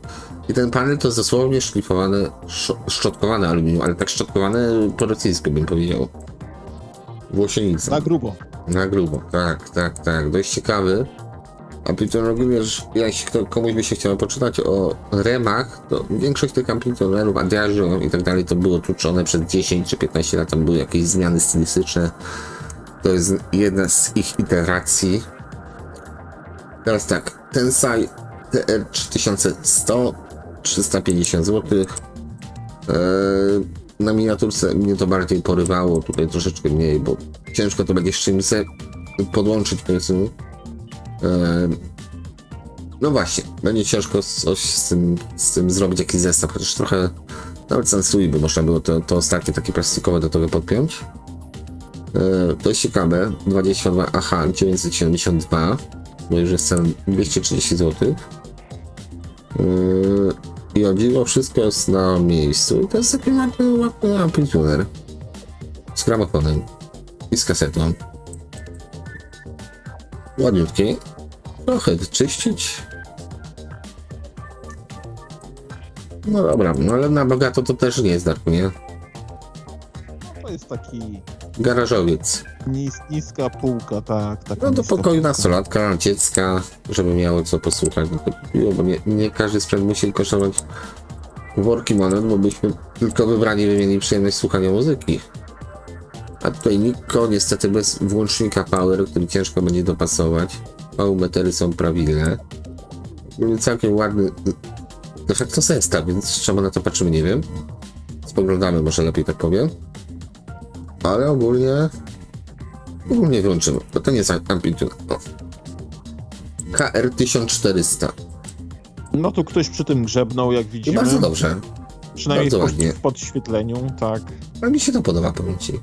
Bardzo ładnie to Jest wygląda. Ja nie mówię, że mi się to nie podoba. Ja to już dzisiaj oglądałem, czy wczoraj, też widziałem tą aukcję. No, przyciąga wzrok na pewno. Na pewno przyciąga wzrok. Tak. I to jest też dość stary. Tam druga połowa lat 70. chyba Amplituner. Ta seria. Już 2 zerami na końcu. Saba RS 930. Tutaj Saba. A to już oglądaliśmy, tak? Oglądaliśmy tą Sabę, tak. To kolorowe, tylko było lepsze zdjęcie. 315 zł w gorszym zdjęciu. To już staniało tyle, że już dodaję powoli do obserwowania. No nie do tam, cholera. Ale no, robi mi to mi tak robi ta ITT. Szczególnie, że marka szlachetna dość. Tył może być i dykta albo plastik, ale kogo to wchodzi? Jest zrobione dobrze. Szkoda, że nie wiadomo, gdzie to jest zrobione, nie? Przydałoby się, by się pochwalili, kto to zrobił, ale właśnie taki minimalizm, który mi się bardzo podoba. Urządzenie się po prostu włącza i słucha. Nikko 3035. Ładne to Nikko jest. Tak, ładne. Ładne, w środku może być prawidłowe. Zresztą tutaj ostatnio ktoś mówił, że te wszystkie wzmacniacze tak naprawdę one się różnią, to powiedzmy jakością, wielkością tranzysta. No to jest większość tych urządzeń, które oglądamy, to de facto są bardzo podobne w swojej budowie. O, Saba Sigma Series. To ogólnie tą Sigma Series proponuję sobie zobaczyć, jak to wyglądało w pełnym zestawie ze wzmacniaczem i z kasetą, bo nie wiem, które z tych urządzeń, czy z tunerem, który z tych urządzeń miał po prostu dosłownie equalizer budowany, ale taki widmowy. To by trzeba sprawdzić. Ale to właśnie Sigma Series Saby. Bardzo ciekawiące mnie urządzenie. Tutaj jest to Amplituner, no niestety Amplitunery miały ciężkie życie, bo jednak zawsze były mniej cenione niż wzmacniacze, czyli oddzielne, bo było więcej metalu. Tutaj rzeczony wcześniej Dual. W pięknym stanie Dual, powiem ci. Tutaj no dobra, prawie pięknym. Jakieś ryski tutaj się zapodały ugrane części. Natomiast co ciekawe, ten Dual, on gra troszeczkę lepiej, troszeczkę bardziej dynamicznie, jeśli tak mogę się wyrazić, niż topowy model wzmacniaczy, który 1450. Z racji tego, że model Duala CV, chyba tak, CV 1250 i 1450 adekwatnie był jeden układ STK, w modelu 1450 były 2 układy STK, natomiast tutaj jest prawidłnie na zwykłych tranzystorach zrobiony ten 1730 i można go śmiało brać, bo gra po prostu fajnie, tak? No, widzisz? Nie ma STK, a 1450 ma STK. Ja osobiście wolałbym wybrać to. Mocy ma troszeczkę może mniej, tam 10 czy 15 W mniej niż rzeczony wzmacniacz, natomiast no dźwiękowo jest moim zdaniem lepiej troszeczkę. To Amplituner pan napisał, że zestaw Kenu wzmacniacz, tuner sprawny, gramofon, kasety niesprawdzane, świecą, kręcą, brak płyty, kasety, cena za 4 elementy, 500 złociszy. Już się zrobiło ciekawie. Bo masz jednak 55, kaseciaka masz takiego, powiedzmy, no właśnie, dobre pytanie, czy to jest kieszeniowy, ale jest dla metali. Tak. Dla metali jest Big Level. No dobra, nic tu nie ma takiego. Ojej. Porywającego, coś mu się tak, ale jeśli ktoś marzył o takim Kenudzie, no to ma okazję go kupić, bo to nie jest sprzęt, żeby każdy miał wszystko, tylko żeby spełniać swoje marzenia. Chyba że ktoś marzył o tym, żeby mieć wszystko, no to wtedy przechlipane. Już teraz tak się pospieszyłem, to jest KR 2400 Kenwood. Jest fajny, bo tutaj jest rozpiska, widać, że Anglik, bo BBC Radio masz, Radio One, zakresy masz stacji, ale jest naprawdę, aha, tutaj nalepeczki jeszcze ktoś sobie w Anglii napisywał, ponaklejał. No. Zdjęcie takie, kark mi strasznie boli, nie mogę tak głowy przechylać. Ale no, powiem ci, zaciekawiony jestem tym ludzikiem. Zresztą stary Kenu, jeszcze taka żaróweczka tutaj na końcu, nie? Za dużo nie. Żaróweczka, to jest ciekawe, że to działa, więc jest fajnie. 400 zł, przyjemna propozycja. Żaróweczka albo coś takiego jak światłowód, wiesz? Nie, żaróweczka. Nasz kochany Ragnor. Ten cały zestaw. Tak, ja też go miałem, właśnie mówię. Miałem korektor, miałem tuner do tego. O, Tato kupił. Pamiętam, jeszcze w pudełkach przywoził to. W jednym mieście gdzieś kupił to. Znaczy to tuner AE, bo tu jest FM przecież budowany. Tak, bo to jest amplituner, tak jak mówisz, FM. tak jak mówisz, dokładnie tak jak mówisz, tak. No, FM i do tego kiepskie. jeszcze korektor. Znaczy ja wiem, że ja... Znaczy wiesz co, może jak się trafi, to go sobie kupię. Po prostu to już właśnie tutaj z sentymentu bym tego Radmara sobie kupił. Wiem, że są lepsze i tak dalej, ale... Ja chcę zapomnieć, co ja z tym zrobiłem, więc idźmy dalej. Mi się przypomniało. Aha. Tensai, TR1030. Tensai. Tak, Tensai. Tylko Tensai niestety będzie wymagał Tensaia jako kasety jakieś, więc tutaj będzie problem ze znalezieniem być może. Ale jeśli ktoś lubi brzmienia Kai i je zna, to tutaj jest coś takiego powiedzmy podstawowego, tak? Dwa zestawy kolumn, bass treble, niski filtr, kontur, mono stereo, wszystko. Teraz Sansui. To jest Sansui z pierwszej połowy lat 80. Był jeszcze R50 oczywiście. R30 to jest taki podstawowy, natomiast to nie jest plastikowa rzecz, jak dobrze kojarzę. To jest metal. Tak, jest to Sansui. Aczkolwiek nie wiem, czy ono nie jest uszkodzone w tej cenie, wiesz? Trzeba byłoby sprawdzić. Znaczy R30 to też nie jest jakiś model, który by... Ja wiem, no ale wiesz, jak jest towarzystwo. Sansui, jak jest Sansui, jak jest Nakamichi, to bok plastikowy, no. Tak, to jest taka seria po prostu, one były wąskie, plastikowe, ten rocznik można potem rozpoznać. Jakby był czarny, to bym szarpał. Bo ja bym takiego czarnego chętnie w południowych pieniądzach kupił. Do Sansui. STR 333 już raz mieliśmy u siebie, to jest tak zwana dykta, czyli niekoniecznie ważne jest co jest z tyłu. No właśnie. Ja, dokładnie. Ważny jest front, bo wszyscy na to patrzą. No, front jest bardzo ciekawy. Jak to jest front Sony? Jest ładny, reszta zmęczona. No dobrze, to ważne, że frontu nie musisz naprawiać. STR GX, to jest właściwie Spotify Stream Drive. STR GX5 ES2, czymkolwiek jest ES2. W tym wypadku to myślę. Ale jest DAT, więc taki końcówka lat 80. Source, Direct, Adaptation, Loudness, Amplituner. Może być ciekawe, szczególnie dla miłośników marki Sony. Myślę. A wiesz, taka ciekawostka, wiesz czemu to niektórzy robią zdjęcia od środka? Nie wiem, nie mam pojęcia. Bo czasami te zdjęcia to się przydawają jak... A, dobra, nie będę dokończał. To już nie każdy sobie dokończy sam, co niektórzy tutaj robią za przekręty. Sony TAAX430. To Sony dla tego wyświetlacza wybrałem z racji tego, że wydaje mi się, że tutaj będzie po prostu remote control. Video tape phono CD sterowany za pomocą pilota. Aczkolwiek pilota nie widać chyba na tej aukcji niestety. Znaczy nie wiem czy jest, teraz się sam zastanawiam, czy to jest sterowany pilotem. Bo tutaj korektor, włącznik, tutaj by był multin minus 20 dB, nie ma się. Chociaż nie, dobra, nie. Mylę się, przepraszam, pomyliłem się, wprowadziłem za dużo mechanicznych przycisków, tak. Zgadza się, więc znaczy, tutaj jest po prostu taki design troszeczkę jak Sanyo wygląda, z tym środkowo umieszczonym wyświetlaczem. Ale cena nie była jakaś 220 zł, więc myślę, że taki podstawowy jakiś do zestawu Sony pełni sprawny. Super. No.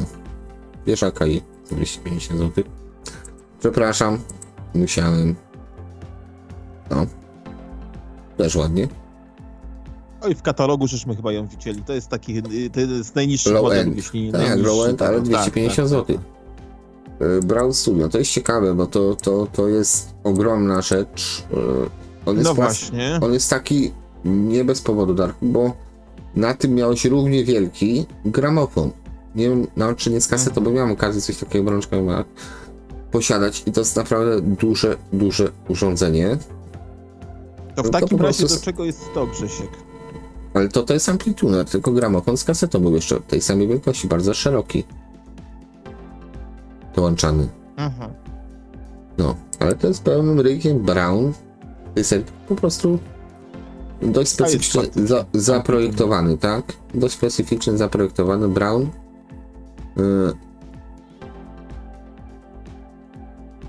Po przeglądzie pacjent nie trzeszczą, kanał pracuje jednakowo. Solidnie opakowany do wysyłki, używany. No jest gitara. 430 zł, no. No. Tutaj Saba była w podobnej cenie 349 zł. O, sterowniki. Ultra Hi-Fi to jest też ciekawe. Jakby miał miejsce, to bym długo się nie zastanawiał nad tym. Bo to jest jednak Saba, jest Ultra Hi-Fi. 12-26 gramofon duala. Czyli mamy pitcha i na pitchu skończymy, nie ma stroboskopu. Ale ogólnie fajny design lat 80. Jeśli jest sprawne, to solidna marka, ciężki sprzęt, pełni sprawny i zadbany. No i super. To można by było pomyśleć o tym. Onkyo tylko powiem, że było drożej na pewno ten CX. Dość cena spadła. I teraz sam się zastanawiam, jakiego koloru mam, jakiej wielkości mam mojego kaseciaka Onkyo. Bo chętnie położył go na czymś takim. Wiesz, o co chodzi? A być może to było znormalizowane, wiesz? Chyba. No właśnie. Chyba takiej wielkości. Okej, ale masz szufladę. Czy się mylę? No. Masz szufladę i amplituder, tak? Więc to jest bardzo ciekawe, bo szuflada sama jest ciekawa przy tym modelu. Jeśli chodzi o mechanizm. No jeśli było zaraz wezmę miarę zmierzę, zobaczę z ciekawości, jakie to było. Szerokości i idziemy dalej. Aha, 450, chyba troszeczkę szersze. Normalnie miałeś 43 cm. Masz 450. A tu jest 45, no. 2 razy 30 W. No, ciekawe urządzenie. Cena spadła. Jak mi się spadła tam o stówkę. Z tym co było, tu mamy R30. Chyba w podobnej cenie co tamto, tylko tutaj widać jak ładnie to jest zrobione. R50 już miała tutaj jeszcze w miejscu napisu R30, czyli gdzieś w tym miejscu diodowy taki wskaźnik sterowania mocowego de facto. I to by takie różnice. To jest przeznaczone do zestawu wieżowego. Dlaczego nie? Dlatego nie wygląda jak amplituner z dawnej epoki, bo do tego były jeszcze inne klocki.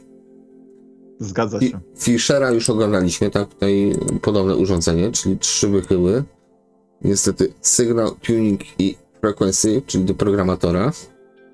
Mamy wychyły, ale ogólnie bardzo ładny model Fischera. Fischer, podobnie jak Sony, potrafił zrobić coś ciekawego, tak? I tutaj mam właśnie przykład, że Fischerek dał radę z tym sprzętem. Blacha, metal, pasuje. Tutaj co mam? Bank Olufsen, Beomaster 1000, to jest dziadek. Tutaj trochę pracy by to wymagało, aczkolwiek patrzę, czy jakieś rany takie głębsze są. I o dziwo powiem, nie licząc braku tutaj na to chwilę, braku tutaj tej srebrnej nakładki na... Tutaj tak. nasadki, tam. Trochę czyszczenia, ale jest ciekawy, tak? Jest to taki Staje być kompletny, no. Kompletny, tak, staje się to, trzeba było się przyjrzeć przed zakupem, ale jest to bank Olufsen, jest stary bank Olufsen przede wszystkim. I ciekawy, jak większość bank Olufsenów, być może nawet na tranzystorach, nie, a all transistors stereo, więc nawet podkreślam to, że jest tranzystorowy. Nie lampowo tranzystorowy, tak jak miały miejsce starsze modele tej marki, przepraszam, Tandberga, bo tranzystory były końcowe. Są jakieś osłony niestety plastikowe są od spodu. Czyli końcówki mocy masz z przodu. AD149 coś. Albo AD149. Widzisz? Tak, masz na prawy kanał tranzystory, ale na lewy kanał. Masz opisane, że to są Germany. Widzę, AD149. Tak, widzę. Tu masz cały schemat. No bo to jest jeszcze druga połowa lat 60., no. Końcówka lat 60. To mogą być fajne Germany, więc to jest, kurczę, no powiem ci, ciekawy projekt. Za złotych 300. Saba Constance. Ta Saba mi coś przypomina, nie wiem, czy nie widziałem jakiegoś no-name'a ostatnio, który wyglądał niemalże identycznie jak ta Saba. I się zastanawiam, co to cholera jest, bo nie było napisu Saba.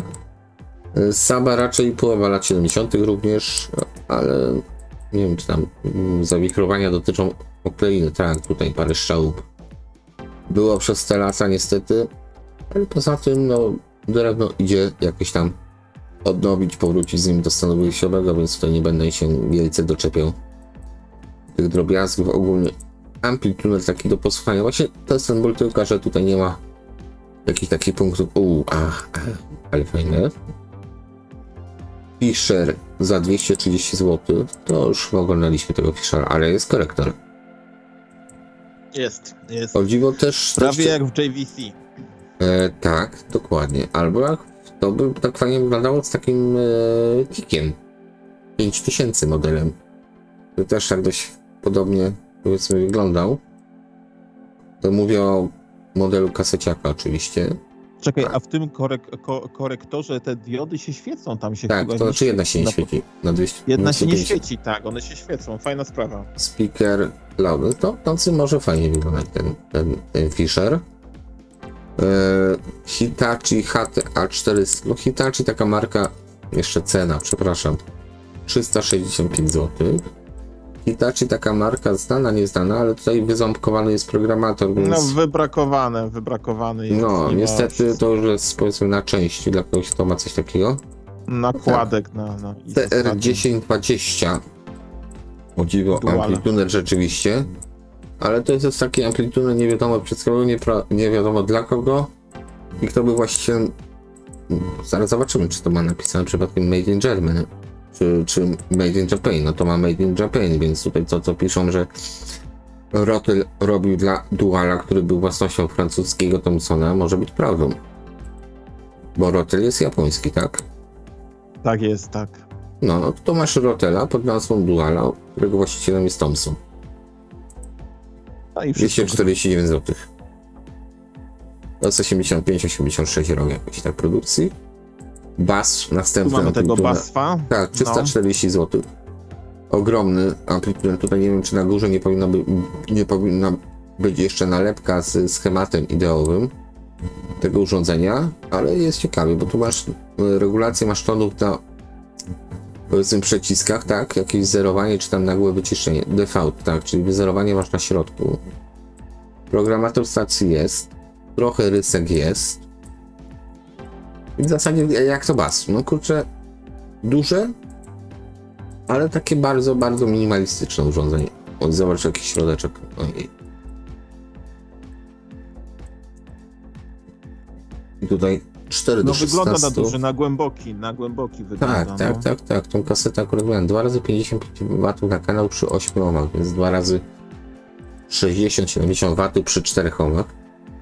Okej, ale my skoczymy dalej. Ten bas kosztuje 340 zł. My do rank areny. No zdjęcie jest takie tylko może prześwietlone, ale widać, że tutaj pan dopadł jakąś piwnicę, tudzież magazyn, bo z tyłu jest bardzo ciekawy ten zestaw po lewej stronie, bo to jest taki anglik też. Aż bym zajrzał sobie, co tam jeszcze pan ma.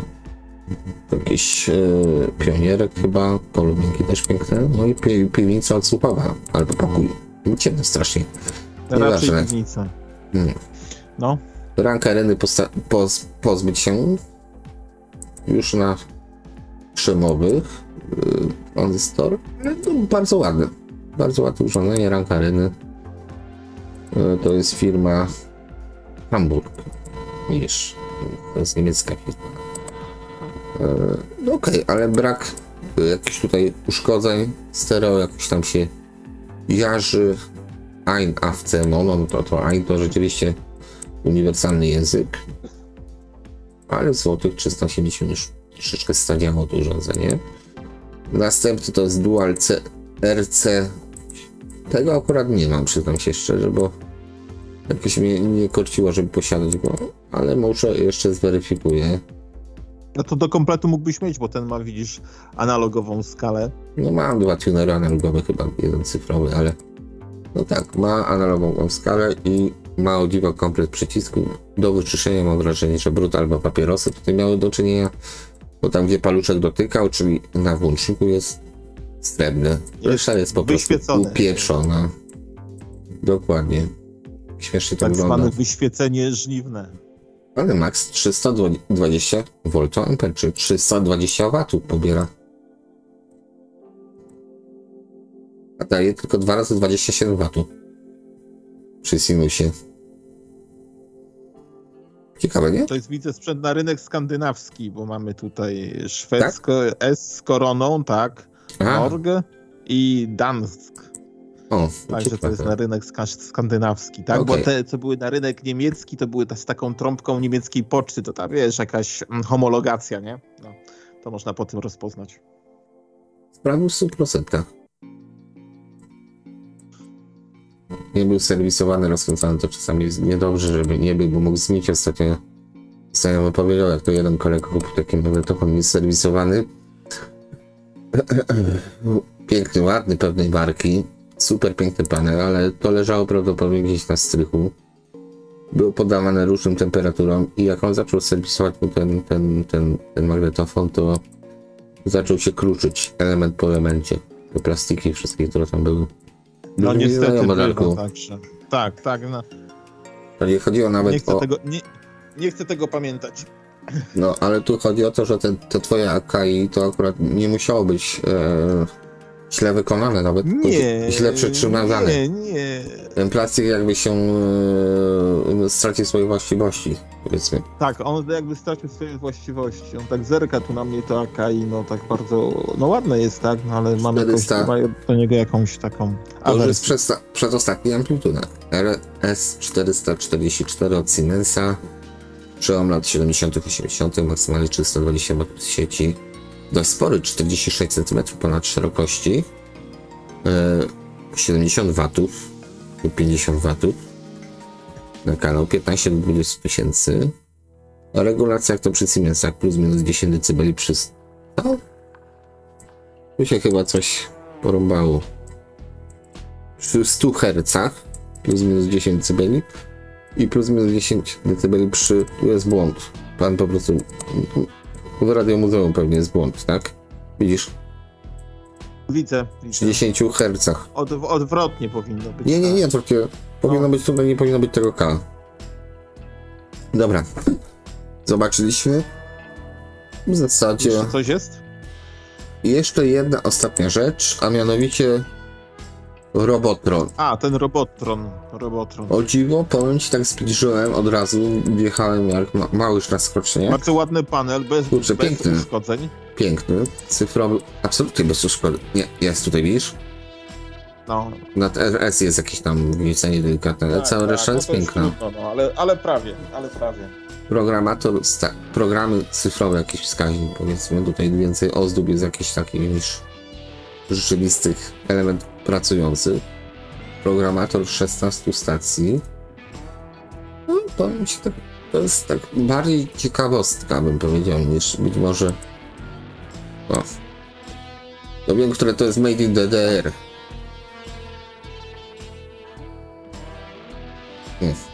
Ciekawie, nie? Web Robotron. No ale to poniżej. No, to ostatnie. Hergestellte in der DDR. Tak. Deutsche Dramatische Republik. Bo zapomnieli, jak dobrze mieli. A, nieważne. O polityce na szczęście nie prowadzimy tutaj rozmów. Za dużo by było słów na K. Kochani. A co by się działo w komentarzach? Oczywiście, dobra. Okej. Tym wesołym akcentem skończyliśmy dzisiejszy dość nieoczekiwanie długi odcinek. Tak samo razem na kawę, ciastko, kawę, ciastko. Z tego miejsca oczywiście po raz trzeci zapraszamy na Audio Asyl. Na kanał, który de facto też troszeczkę współtworzymy razem z Romanem. Cóż, subskrybujcie nas, jeśli nie umarliście w międzyczasie. Napiszcie w komentarzach, jeśli potrzebujecie reanimacji. I napiszcie, czy formuła tak wyczerpujących odcinków wam odpowiada, tudzież czy idziemy za ciosem i na przykład w sobotę nagrywamy odcinek równie długi, równie ciekawy na temat magnetofonów, na przykład na portalu na Allegro. Za ciosem. Tak, czy na przykład zamiast 2 godzin chcecie 4 godziny? Tak, to też ciekawe pytanie. Ile osób to potwierdzi? Ewentualnie właśnie, czy zrobić w ten sposób, że mniej szukania, a już po prostu przygotować się do tego odcinka i te aukcje takie najciekawsze już, powiedzmy, tutaj ustawić sobie i powiedzmy przeskakiwać już tylko, żeby nie przelatywać, żebyście nie widzieli, co mogliśmy przegapić po drodze i nie wypominali nam tego. Dokładnie, mniej szukania, więcej oglądania ewentualnie, no. Dobra, Darku, uciekamy. No, już się zrobiło dość tak. późno, ale stabilnie. Późno, ale stabilnie, więc dziękuję w tym momencie za wspólne oglądanie. Dziękuję Tobie, Darku, przede wszystkim za wspólnie spędzony czas. Do następnego odcinka. Trzymajcie się, hej. Dziękuję Ci, Grzegorzu, hej, cześć.